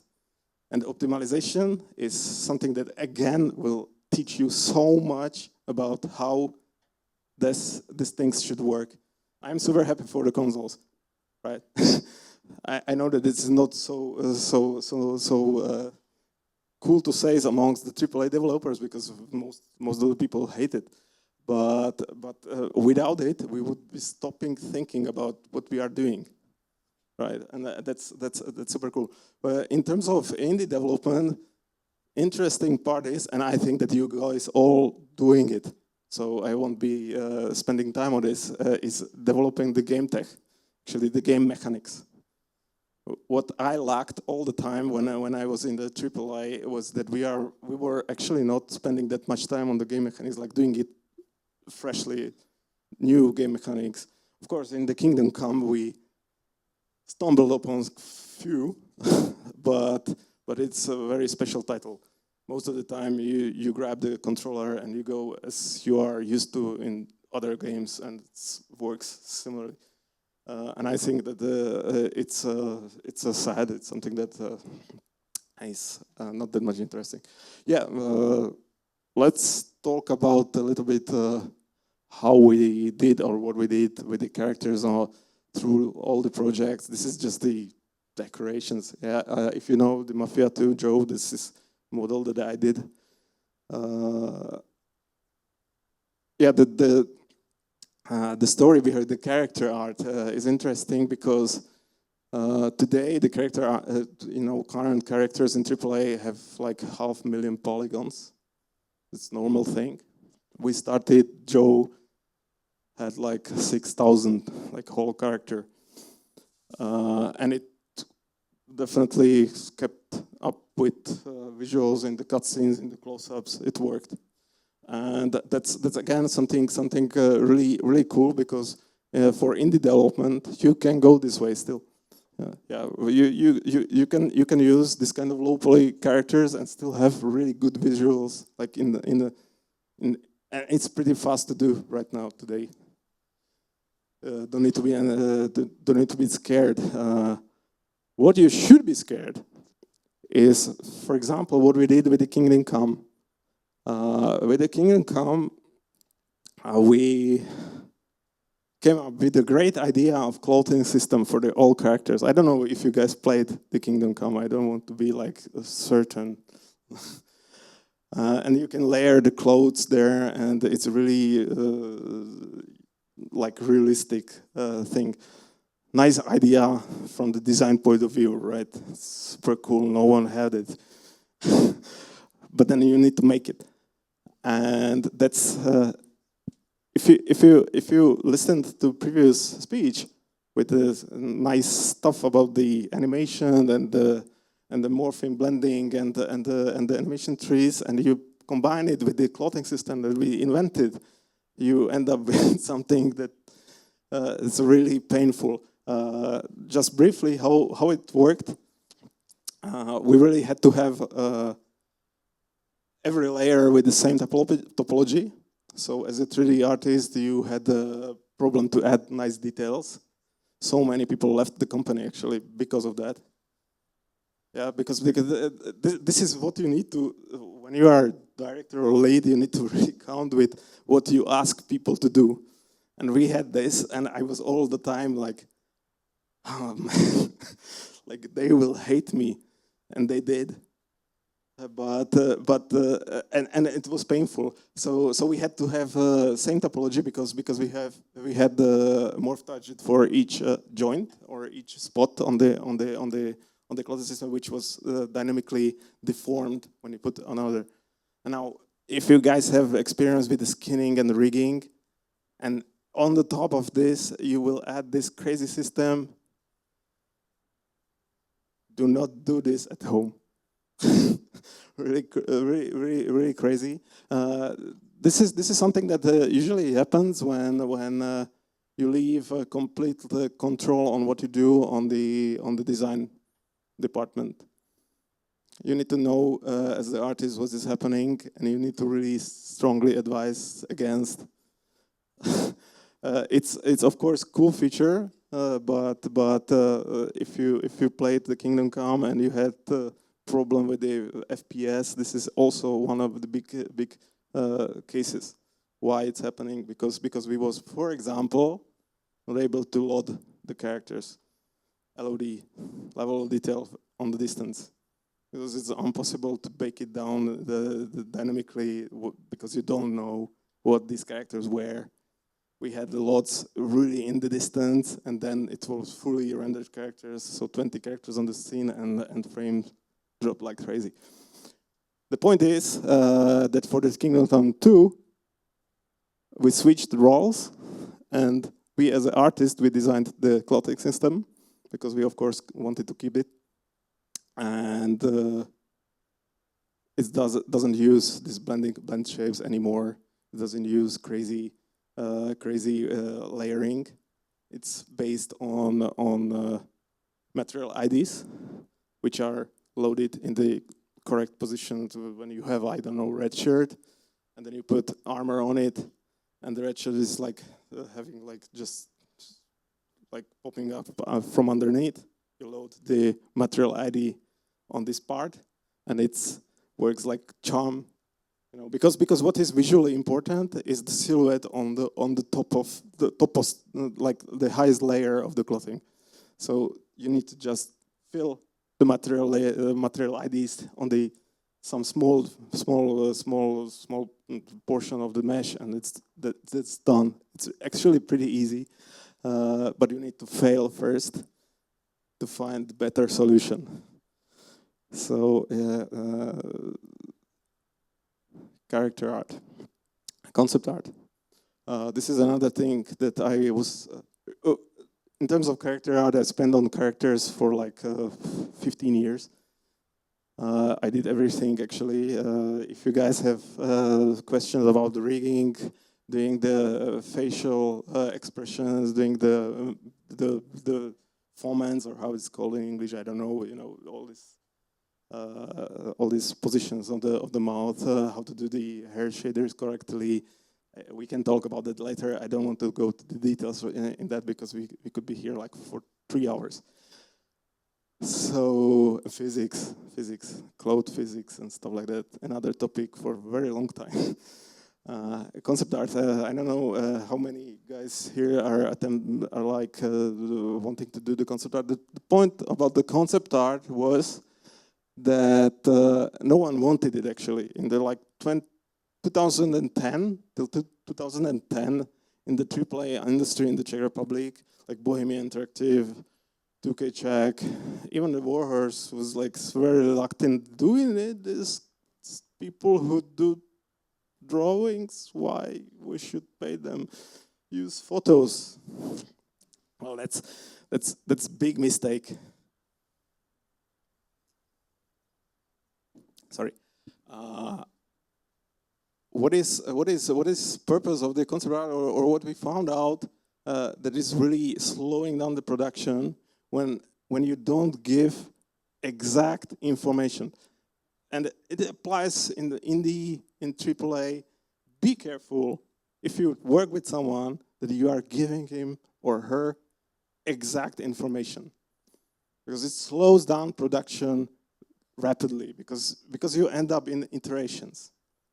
Iteration is the worst thing in the game development, and we did it all. Every one of us did it, and you don't want to do this. So of course, we did a lot of concept art. Actually, I started concept art department in 2K Czech, more or less, because they didn't do any concept art, and we started to really fail on iterating or like production speed. So we started to do the concept art. This is concept of this is actually a picture from the remake of the Mafia 1. But the interesting part was the concepting the Kingdom Come, of course, yeah, because this is a huge project with historical accuracy. And but also it's realistic, and there was also again brought up why we don't use photos, and I can use one instance for that, like the foliage. I don't know if you see Kingdom Come, you know that there is pretty much a lot of, like 80% of the world is forests and foliage, and you can imagine, go shoot some trees with your photo camera and model it, and it's done. It's not gonna work. It never did, right? Because you end up, and it happened to us, you end up with 5 same-looking birch trees. Right, so you create a nice birch forest, which will look all the way same. Every time, every direction came in, it's same, nice model, but nothing happens. So again, someone need to come, pick exactly what model to do, what in combination with the other models that we do in the group of the trees will work, draw it up in a very simple way, and give it to artists to make exactly that. That's how it works, and we did. Of course, we had hundreds of models in that direction. So we had one guy who did only this for several years, researching foliage and doing trees. Of course, then you realize how people coming to you asking for every detail, because if you give them photo, you know, it's very hard in the production to what should I as a 3D artist focus on? Right? I need to do all these rivets on this box. I need to do all this rust. Well, I like it, so I will do it. And he's spending like 1 week on doing rust, and then it finds out that it's totally not important. Yeah. So concept art, it's not about just doing a nice picture, but saying exactly we need to have this, and this, right? And if you're not selling that correctly, of course, you will get hundreds of questions like, should I do this? Should I do this? And this was pretty much the realistic game that we was working on. So it was a little bit easier, kind of. It was still medieval, so we had to do so much research in that, and it's so much fun. Just, you know, fun story. We had this castle with some escape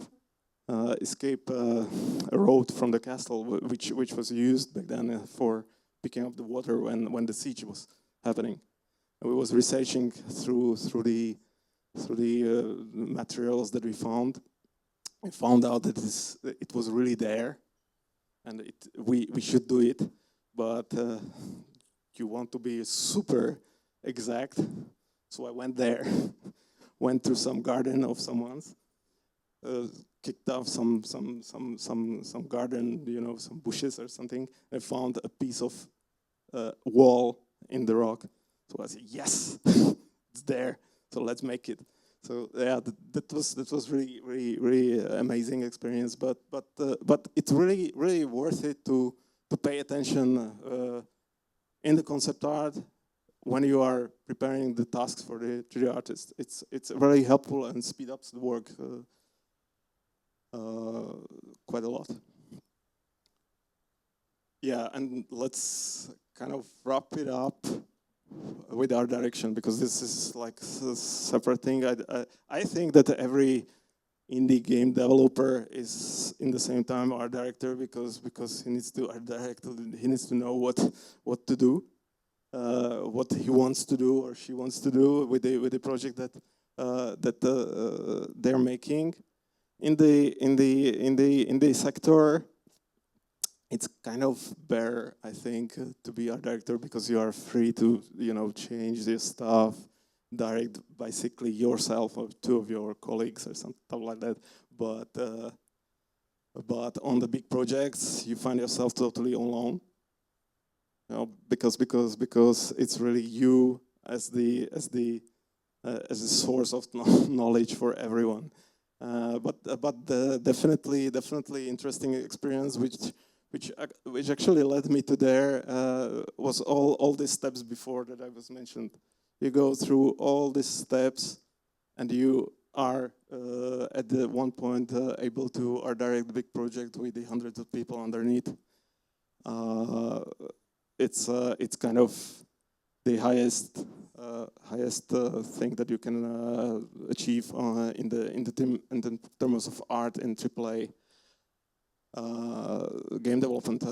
From there, and that's the difference, right? Because people starting indie and ending up in AAA, maybe not. The better ones like ending up in indie successfully. Sorry. From there, I was pretty sure that I can do my own stuff. So ended up art directing Kingdom Come, and decided to try my own project from the ground up, because you can, as it said.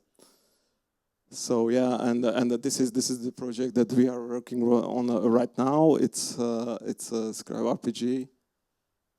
What's changed actually, if I compare it with the previous experiences, is it's much tougher, and you might guys know that it happens. It's 20-hour job daily. It's crazy, but just let me briefly say what is all about.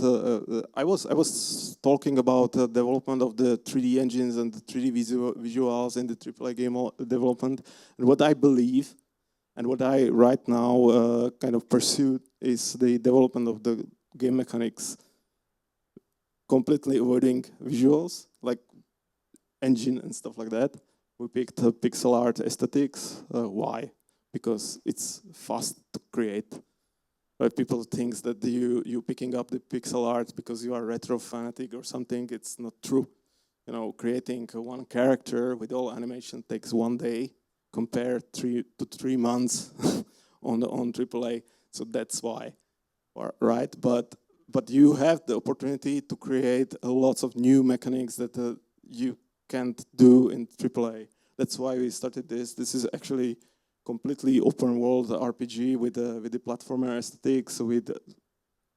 I think we have like 20 game mechanics that we are combining. It's much more than Kingdom Come has. We have like full AI for the NPCs, which are following you through all the obstacles that you can use as the player. So it's really like push on the gameplay, right? And this is actually what I think that it really differs from the AAA development, because you are very careful there to add too much craziness.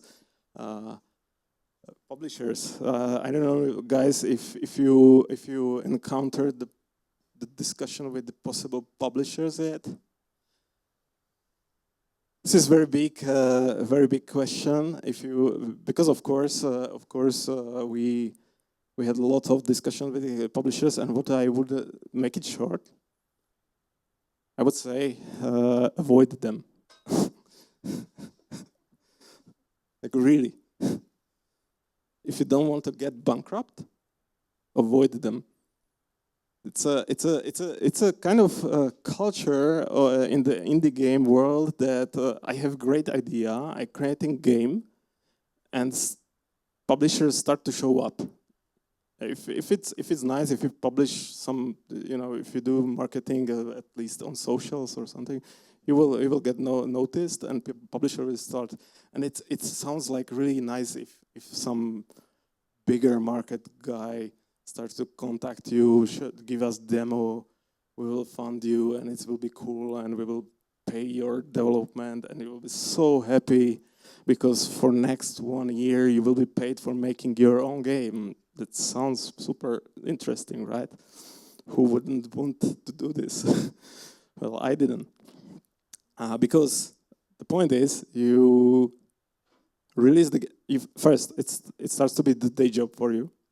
You need to fill up the milestone plan and deliver. Be ready with that. And if you are not delivering, you won't be paid. So you will really convert your dream job into your day job, and it will be very painful. And you will be forced to finish your game as soon as possible, because of course the publisher don't want to spend too much money on you and want to earn. And after you release, painfully, all the money goes to publisher, and you will get bankrupt at the time. So this is my experience, and I'm giving it to you for free. Don't do this. Or maybe make a very good deal.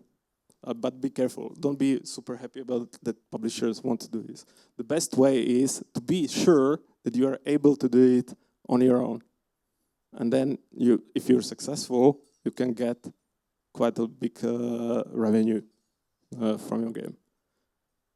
So yeah, conclusion. Yeah, we love making games because it's hard. Yeah, that's what it is, I think.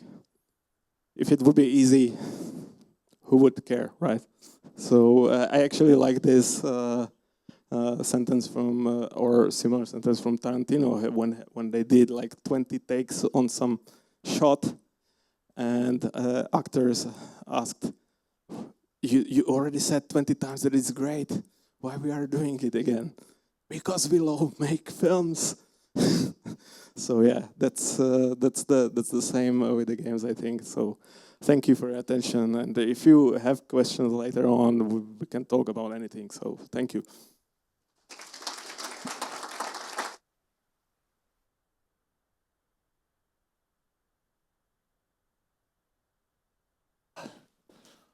Alright.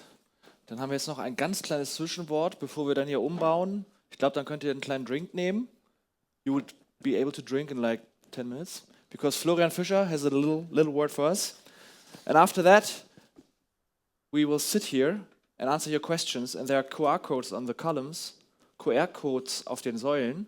Und wenn ihr die scannt, if you scan them, you can enter your questions into a Discord server, and I can read them to these guys on stage.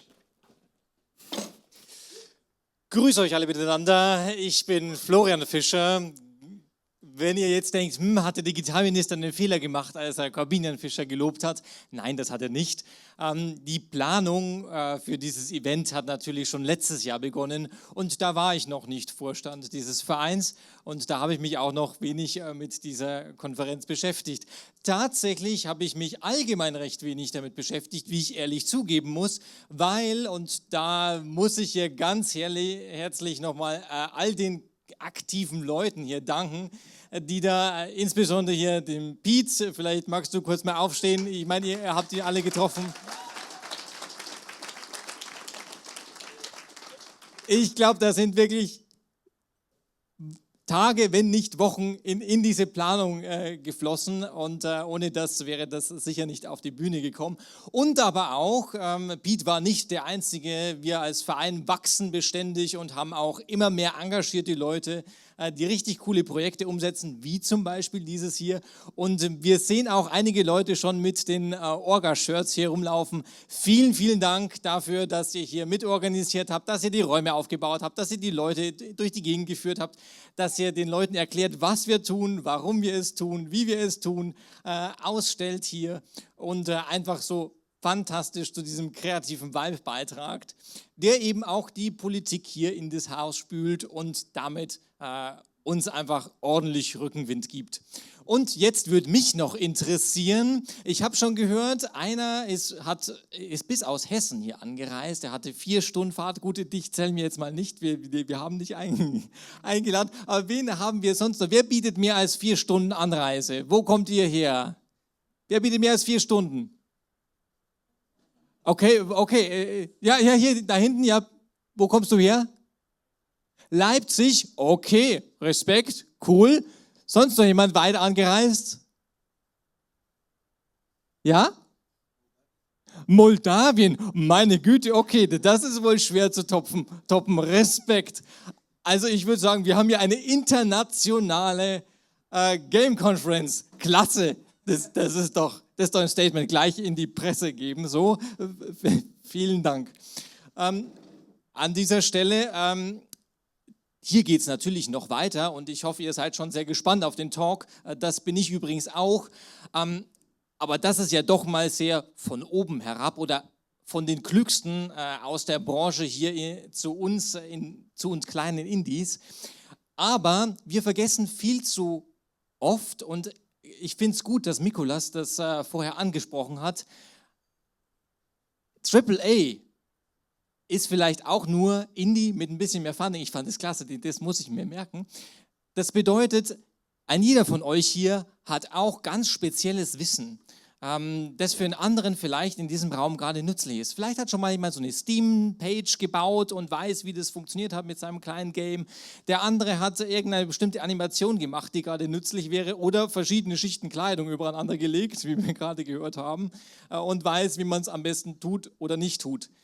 Und genau für sowas hat sich Bayreuth ein ganz cooles Format ausgedacht. Wo sitzen die Bayreuther? Hier. Ihr macht nämlich das Game Camp in Bayreuth und da werde ich auf jeden Fall hinfahren. Das ist am 25. und 26. April, also schon in 2 Wochen. Und da freue ich mich riesig drauf. Dort wird nämlich untereinander sich gegenseitig Vorträge gehalten zu Themen, die einen gerade bewegen. Das ist ein ganz anderes Austauschformat und wer noch nie auf einem Barcamp oder Gamecamp war, allerwärmste Empfehlung, da hinzugehen. Und für alle, die hier aus Regensburg sind, einmal kurz Hand hoch. Wer ist denn hier alle aus Regensburg? Das würde mich schon interessieren. Oh, doch so viele. Wundervoll. Die bitte bei mir am Discord, bei unserem Spieleentwickler GameDev Regensburg Discord melden. Da werde ich jetzt dann noch rumfragen. Dann bilden wir gemeinsam eine kleine Fahrgemeinschaft und machen den ganzen Zugwaggon voll und kommen nach Bayreuth und besuchen euch dort. Und damit gebe ich auch schon wieder zurück und freue mich auf den spannenden Talk.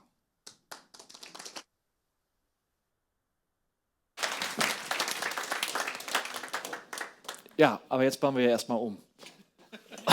Und trinken hoffentlich eine Kleinigkeit. Ja? Super, bis gleich.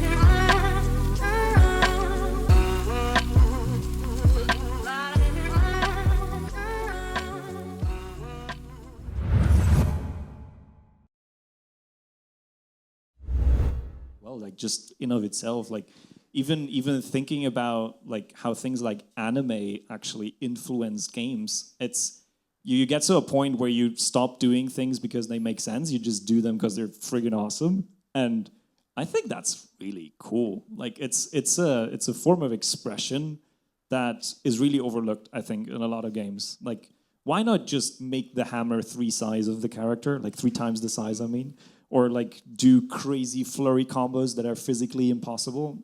I mean, why not? It looks cool. Nobody will complain. Again, like similar with the cape. Like, as long as it looks cool and it feels cool, like it's cool, right? Yep. Yeah. Let's take a first question from the space shuttle here. Questions for the panel. How do you encourage young and less experienced developers to confidently share critical feedback or suggest new technologies in a complex AAA development environment where the stakes are high and senior voices often dominate the conversation? Whoever wants to go first. I guess sometimes it's literally, I know this is a shitty answer, but I had a lot of luck with my team. Like on the WoW team, it's like my lead, they basically ask me every 20 minutes what I think about it. And I was like this young, scrunkly kid sitting in Germany somewhere being asked like, do you think this is really a good prop? Don't you think we can change it in some way here or something? So I guess it's not really an answer for the developer, but if you have a good lead, you will notice that they ask for your opinion, even if they're far above you, far more experienced than you. And they don't need to accept your opinion, but if they're good, they will ask for it. And if you see too many red flags about somebody just running over you in a development, that's not only on you. That being said, speak up. That's the other side. That's where your responsibility is. They need to encourage it, but they also can't force you to speak up. So it's a weird two-sided balance there. But yeah, I had the pleasure of working with somebody on WoW who was constantly, like, he was like 10 years above me, worked on like God of War, on every game I ever played as a child, and he like reached out to me on like Discord in the evening and be like, what do you think about like that barrel we made? You think, could be better, right? And that's just a good lead, like asking you, even though you're not in the experience of years, you're his equal, even close. That's Okay, but are there bad leads? Do you know bad leads? I mean, not currently, luckily. Like, I'm very happy with where I am right now, but like, obviously, those are usually experienced people. Like, they usually have become a lead for a reason, and it's not because they're great at what they're good. They're great at what their skill is, but it's more they're people. As stupid as it sounds, they're really good people working with people, and I fully agree. Like, you shouldn't have to be afraid. Like, obviously it might not count for every company, but you shouldn't have to be afraid to bring things up. Like, quite the contrary, actually. I recently actually had to, think about, because again, like, I'm starting to get into the management stuff.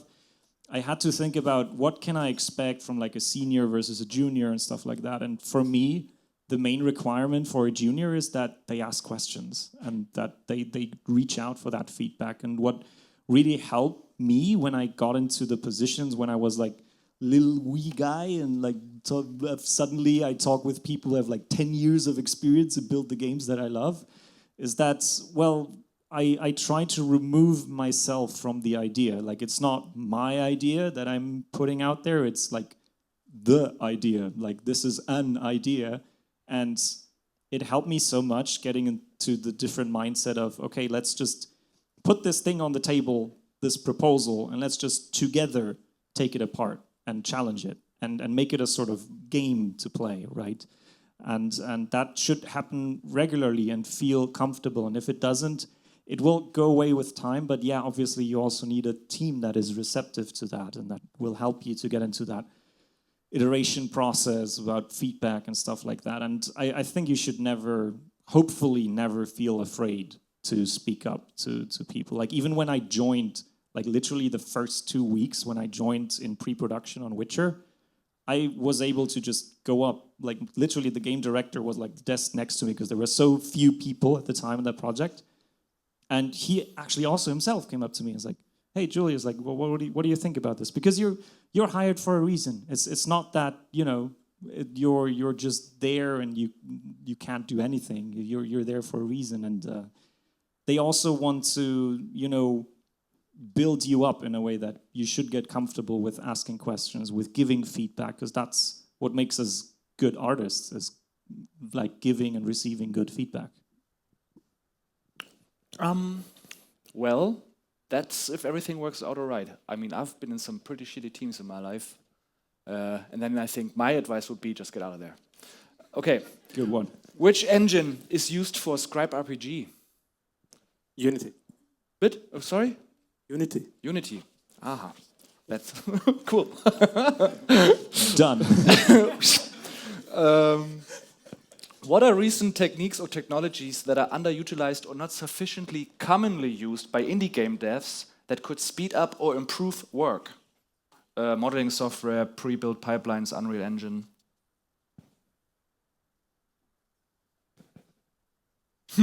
AI. I haven't. No. No? Not AI? that one. Okay. But I have my own takes on that, but that's not for here.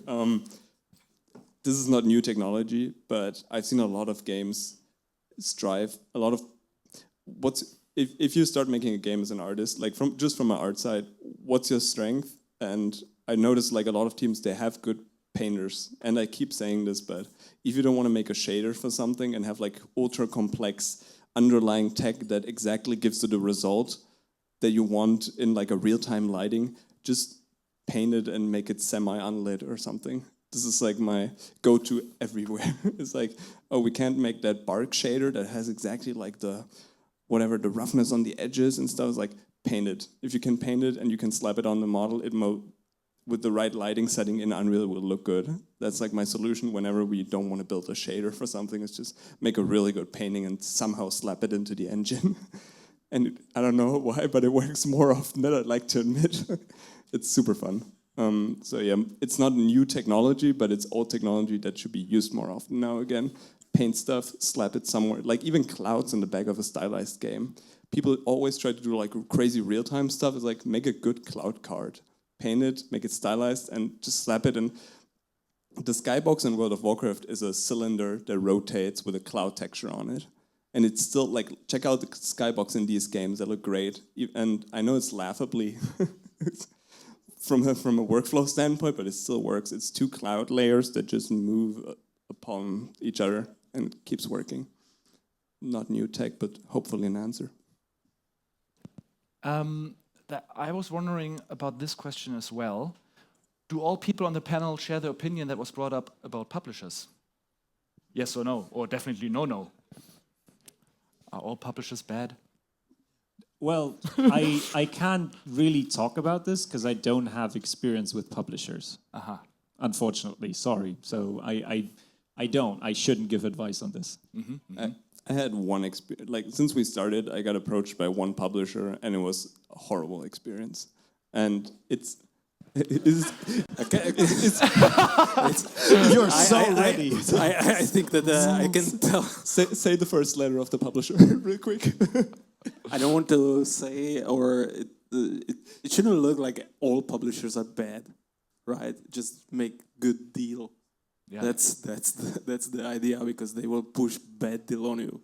That's upon you actually. I mean, one thing I can say about this is that it's not a publishing thing, but I did almost end up in a company that sort of, I get their salary from them and they lend me out as a developer to others. So sort of like an outsourcing thing. And I can just tell you that whenever the person that pays you has not an interest in a good product, but rather in like paying you as few as possible and getting the most work out of you, that's just the wrong incentive, right? Like that won't be a good employer to you, because they won't have your health as their interest. They won't have the product as your interest. They just have you paying you as less as possible and getting out of you as much as possible as their target, and that's never a good thing. It's actually their business, right? It's logical. Yeah. I guess my best advice for publishers is if you ever get approached by one or you talk to them and they make you a deal, don't just accept it. Like, take that offer to other publishers, talk to other people, talk to people who have talked to other publishers or worked with them. I know it's stupidly simple advice, but I think there's a lot of bad deals that have been made from game developers with publishers because they haven't talked or they felt scared. Actually, every first deal is bad. Yeah, most likely. Yeah, if you get a deal very fast, it's mostly like, oh, you could have negotiated better.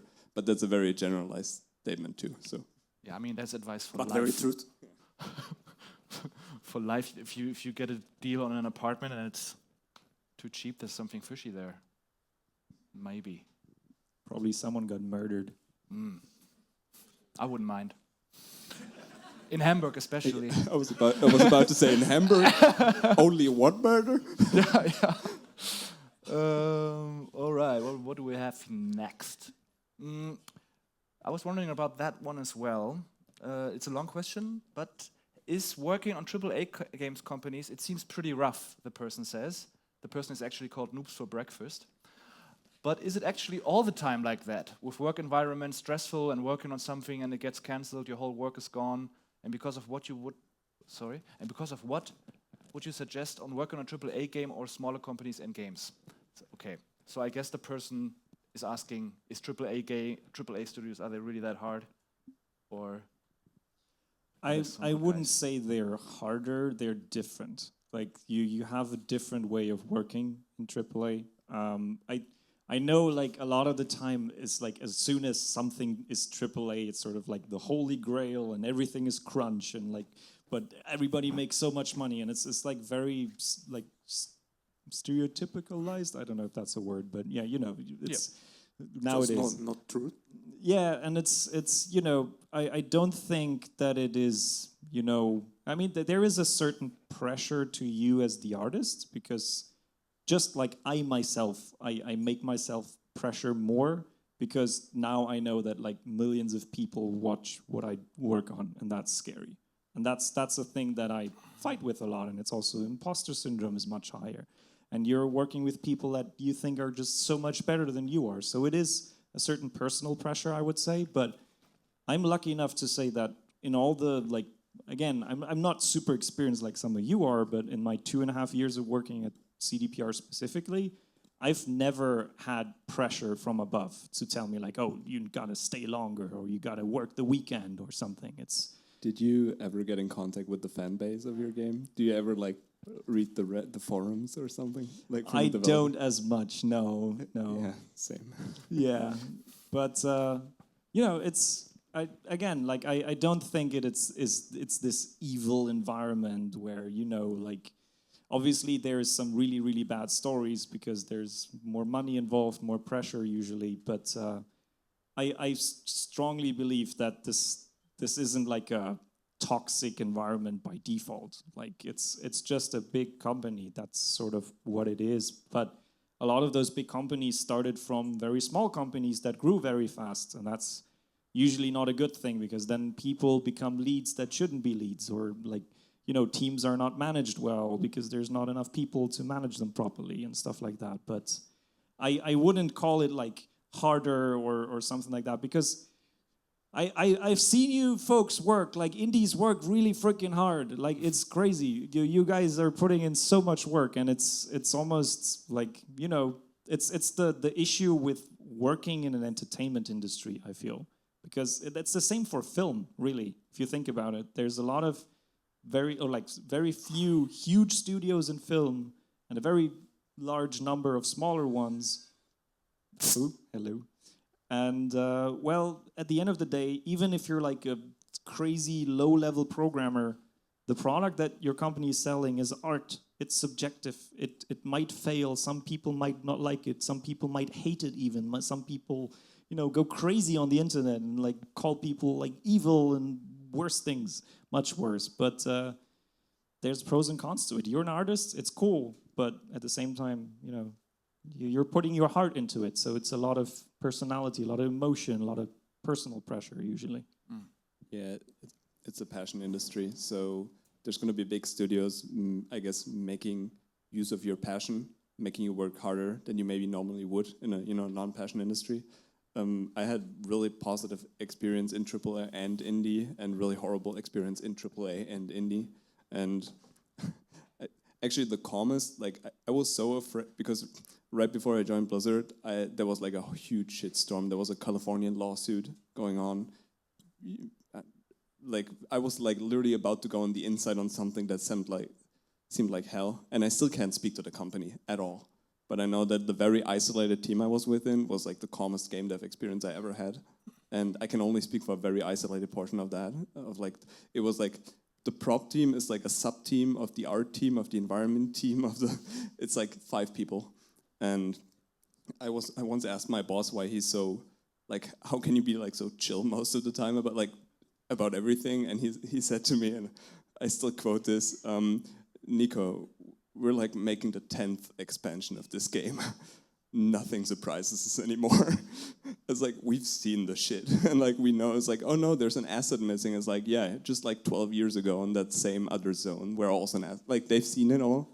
So I guess my answer is, if you can find a game that's been around for a while, that can be a good place to get started. Like these ongoing live games, I always felt like were good for an artist, because you get into like a very stable, you can, if it works out, you can get into a very stable thing, into a very stable project that isn't like, oh my god, we need to like have this milestone thing in like 2 weeks and everything's going to crash. And so like live games have been really good, I guess, for me to like get my foot in and like chill and like figure it all out without like the pressure of a game that needs to succeed very badly now in 2 weeks, and we gotta all hurry. Just to add to this, I think that AAA is depends on what you want, right? And I was talking about that earlier. That if you depends on what you expect from being there, you know, on the project. Because if you are there just for paying your taxes or stuff and for flat, it's very easy to be into AAA, and much harder to be indie, of course. Yeah, because you are putting your head on the chunk when you're doing indie. You're probably putting your own money on the indie, but you know, you're going to AAA studio as the job, you're doing textures, it's super easy. No one actually pushes, because you do good job and stays like that for 20 years. So it's easy, piece of cake, right? But if you want to do career in the 3D, in the AAA, that could turn really hard and harsh in the moments. So yeah, let's just simplify it a little bit. Okay. Well, we got a quick glance. I'm reading this question out loud now. We got a quick glance into how you guys started your career. Before, it was mentioned that at some point it is advised for artists to at least try coding once themselves to understand how certain things work. Do you have an example for what suddenly became easier once you knew how it worked within the game engine? Once the numbers started to click? Well, a lot of things. Actually, that means again, that's a very broad question, because if you are a concept artist, you really don't need probably that much experience with coding even. Or maybe yes, if I think about that, because you can be tasked to do some environment concepting, and you don't get how memory management works in the level. You screwed up. You really fastly screwed up. So it's not directly connected to your knowledge, the code, of course, but you need to get the idea what you are designing, right? So in that case, you can really be much further. It can be a very big advantage for you if you know how engine works, what you can get, probably even before you enter the business, right? Because we saw so many great artists who did amazing art with long vistas, forever, you know, with the castles in the background, in the mist, and what we can do with it. It's impossible to create, right? So yeah, this can help in many ways. Mm-hmm. Maybe I can give a different perspective to this as well, because I get your point, but I'm also not 100% agreeing at the same time, because we have the really good situation nowadays that we have great engines with good editors where you don't need to get into C++ to like, you know, create a material now in Unreal Engine, or you need to, like most of my job actually is in blueprints. Like I even though I'm a, let's call it classically, like I studied computer science and stuff like that, but I'm not actually coding that much anymore, even at like AAA level, funnily enough. So I'm not sure you actually need to code per se, but obviously I agree fully that like this is also what I try to tell everyone, like even if you're an artist, you're game developer first, artist second. And that's a really important thing to know, because it just adds so much overhead, like so much additional time. If every time you created a new texture, created a new sound effect or something, you need to go and bug someone to implement it instead of, you know, being able to just put it in the engine yourself. So obviously it helps. And in a lot of ways, also just communication as well, a lot. Like if you can start to speak the language of programmers, they will be much more nice with you. Like really, they will just, you know, start to understand what you actually need and like be able to deliver it quicker. That's exactly what it's all about. If you are insider on the product that you are creating, you're co-creating actually as an artist, then it's much easier to make it flow, like really that we are creating something, we know everyone. Because the worst thing that you can encounter is on the project, smaller, bigger, doesn't matter. It's the groups of people. That we are the artist, you guys make the game.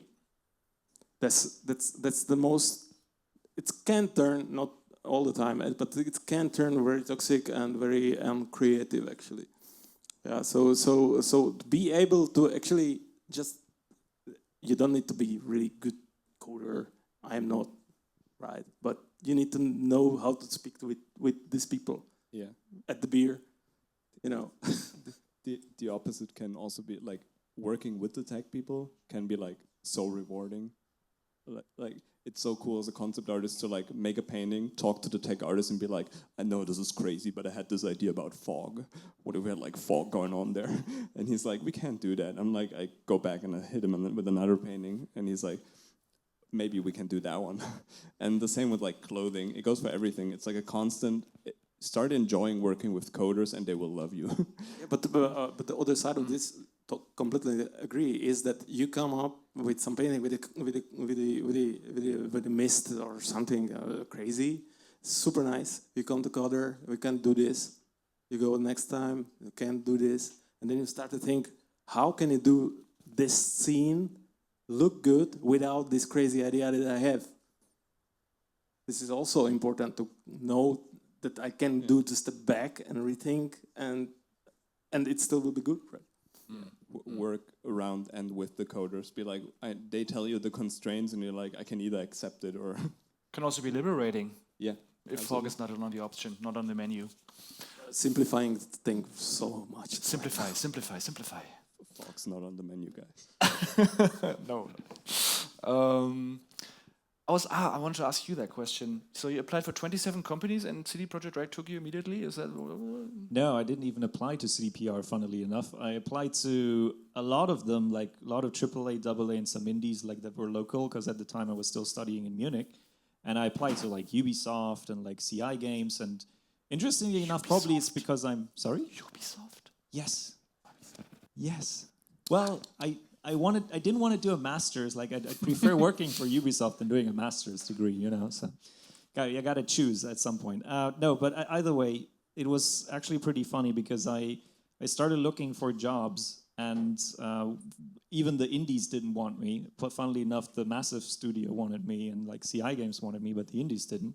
I don't know. Probably I'm too specific in my field. Probably, I don't know. But at the end of the day, that actually sparked a conversation with the people that I used to be working with in this, I mentioned it briefly, this little Star Wars fan game thingy.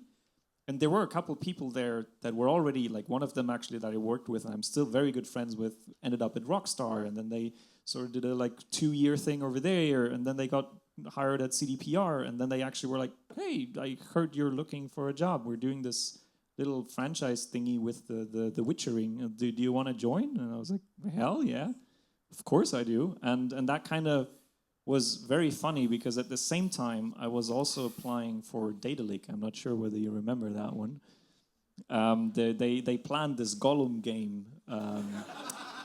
Yeah, and funnily enough, like they wanted to hire me as a lead animator, and at that time I was not built like qualified at all for that position. So you were working there? No, I wasn't. But I already had the contract on my table, which actually, like, I told CDPR, like, oh, I have this contract for like another thing, and that Lord of the Rings. yeah, and that I think that actually like pushed them so hard because they knew like, oh, we got to get this guy. He's already another contract, which is probably crazy good. Well, yeah, I'm not saying anything about that, but essentially was actually very funny because then within 1 week, like the contact was like established.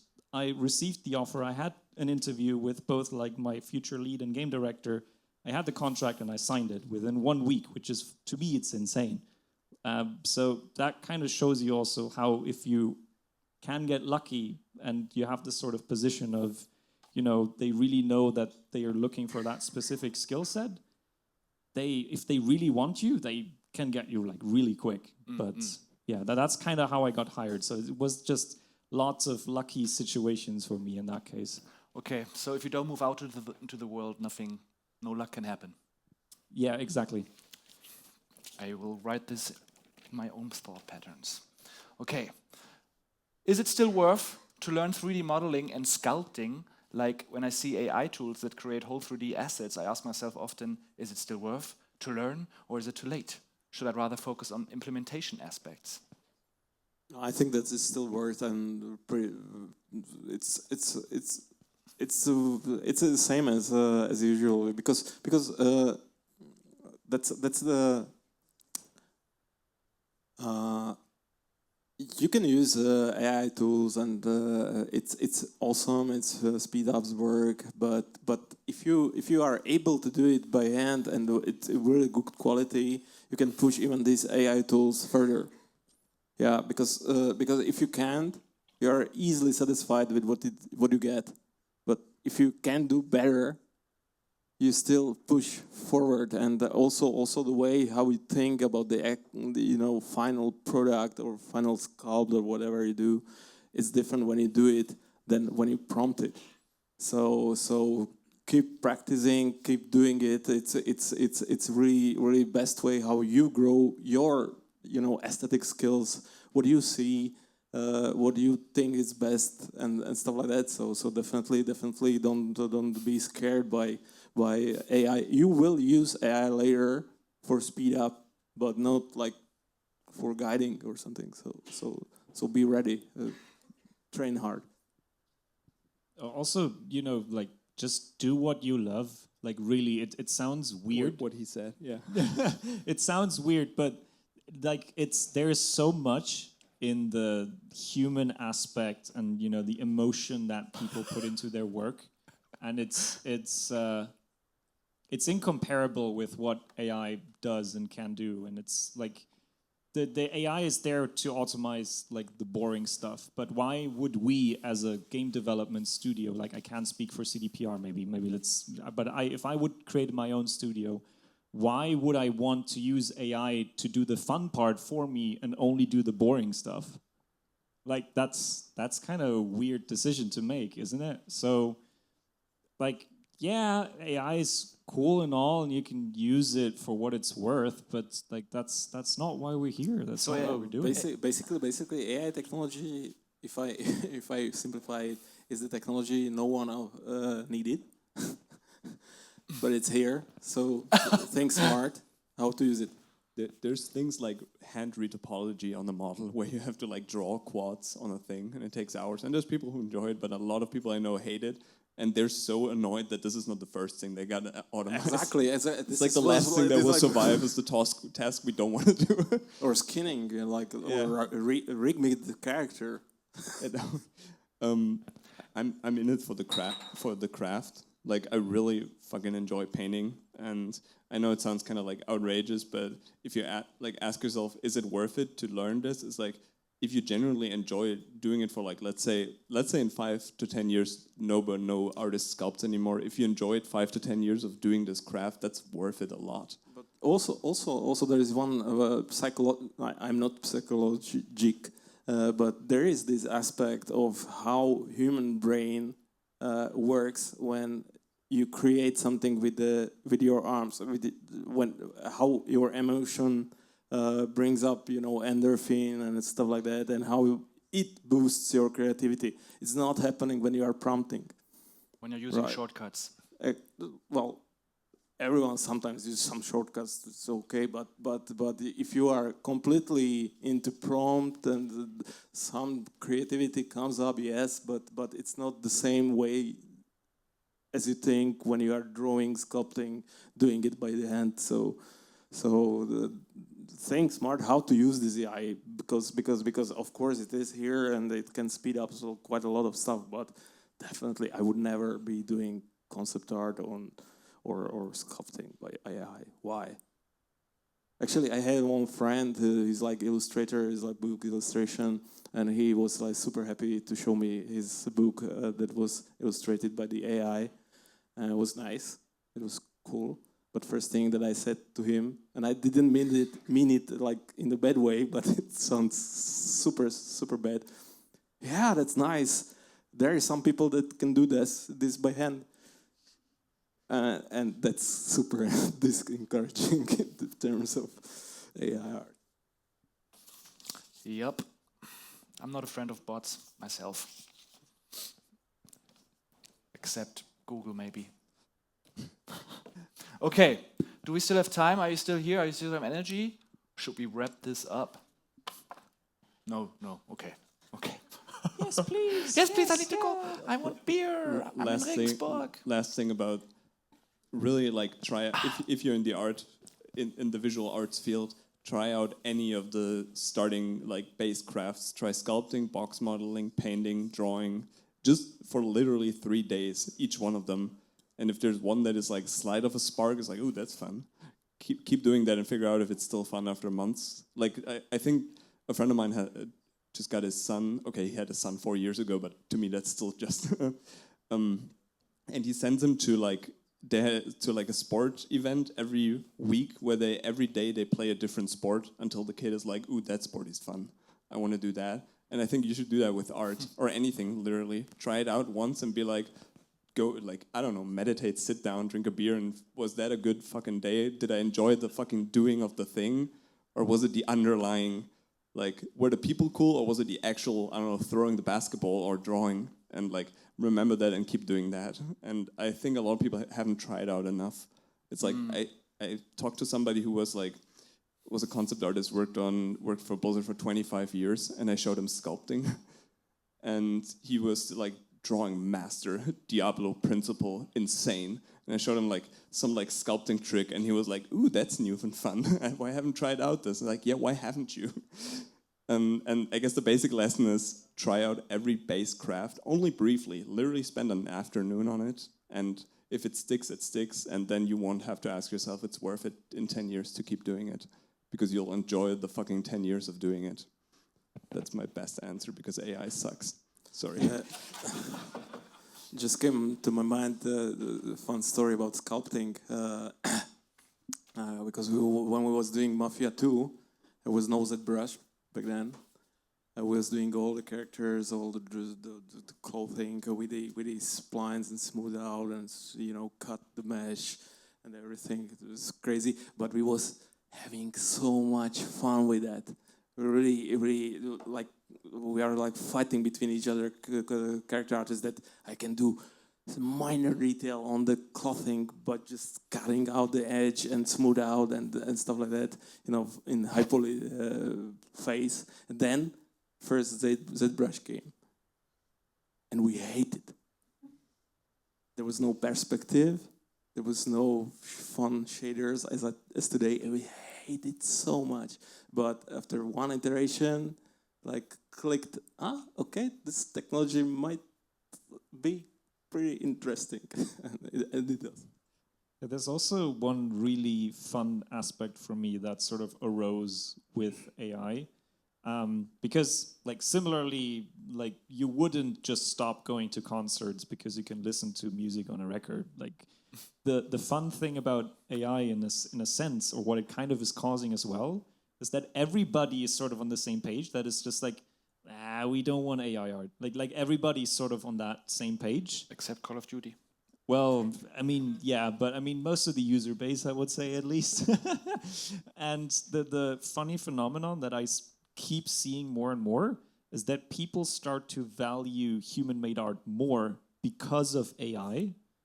And that's so fun to see that people are like, what a world we live in. yeah, Like, what the right. fuck? It's such a weird phenomenon to come from the rise of AI to have the result of that being that people want more like human emotion, like see the people who do the game. Like that's also what kind of is happening now with social media. Like why are we even here? Like as developers, like we're not the stars of the games that we build. Like it's so interesting how suddenly the people. Aw, thank you. Backbone. You're breathtaking. No, but it's so interesting how human, like, and the people behind the game suddenly become so much more important because people are like, yeah, but I want to know like what they thought when they built this quest, or like, and that's just so fun. So yeah. Yeah, because this is, I think, does it work? Just scream. Work. The point is that the most visible part of the AI technology is in the generative AI, which sucks. We agree on that, I think. But of course, the important part of the technology is in the sides that we don't see. Like really, it can be used in many ways to enhance the experience, the gameplay experience. Because it's another thing. Because we are talking here as the artists, right? Nice pictures, Tech artists, but yes. Sculpts, whatever. Yeah, this is another. But then you can understand yourselves to be an artist who makes games. Yeah, and then maybe what we are talking about is not that important. You need to find a way how you want to make the best game you want. And if AI will help you, and it's reasonable, and it is reasonable, not like that I generated main character in AI, that's stupid, right? But if you use AI in a reasonable way for making your project happen, do it, right? There's nothing wrong. So I just wanted to look at it from the other direction right now. I don't agree, but we don't have to. No, we don't. Like I'm like fully anti AI use, but I'm also like not gonna like fight some. But like I'm not that militaristic about it, like fighting people about it. It's like there's like all this gradients of like I use it for this, I only use it for this, I use it for everything. It's like we're all on a gradient on how much we use the AI. Yeah, but if you use, as I said, if you use AI for obvious things that you can do by hand, why? It's stupid. For example, like characters, the concept art. I wouldn't be like for it. It's not reason. Yeah. I see you. It's totally. But if you use it for making, I don't know, dialogues variable that you are talking to people and they answer you a different way all the time, or you do like enhance the, I don't know, some coding help or anything that is not visible. It's not like handwork. It's just helping you to create better game. I think if it is used in a process where a human cannot do it, like for example the dialogue thing, if a writer has the opportunity to write it and put themselves in the game with that, I wouldn't want to take that away. But if there's like we did the probably the biggest game in terms of dialogue. We employed 20 writers for the fucking cool. That's fucking cool, but it's not enough actually. Yeah, probably. Yeah, you will never get enough. Kingdom Come 2. Yes. More voice lines than Baldur's Gate 3. Exactly. Wow. Okay. And it's not enough. Yeah, there's also things that humans can't. Like if you want to do the whole dynamic, it reacts to what you're saying to it. You can't have like a writer sit somewhere and then like real time write that. You can't do that stuff. This is what I want to say, that if you use it into making next step that you can't physically make Yeah, absolutely agree on that part. Go for it. No doubt about And that. if you of course work in the team of 3 people or 5 people, you might use it in the steps that in bigger company is made by the humans, but you need to help. Why not? Yeah, I see you totally. But of course, I would never generate clouds with AI. It's stupid. Thank God. Fight me outside. Well, hey, Pete. Hi. I have more questions here on the screen. But do we have to go home and sleep? So I'm sorry to interrupt a little bit, but because of the kitchen and the pizza. The kitchen. Yeah, because we need some food. At first, a big applause of all these people. Holy shit, I learned a lot.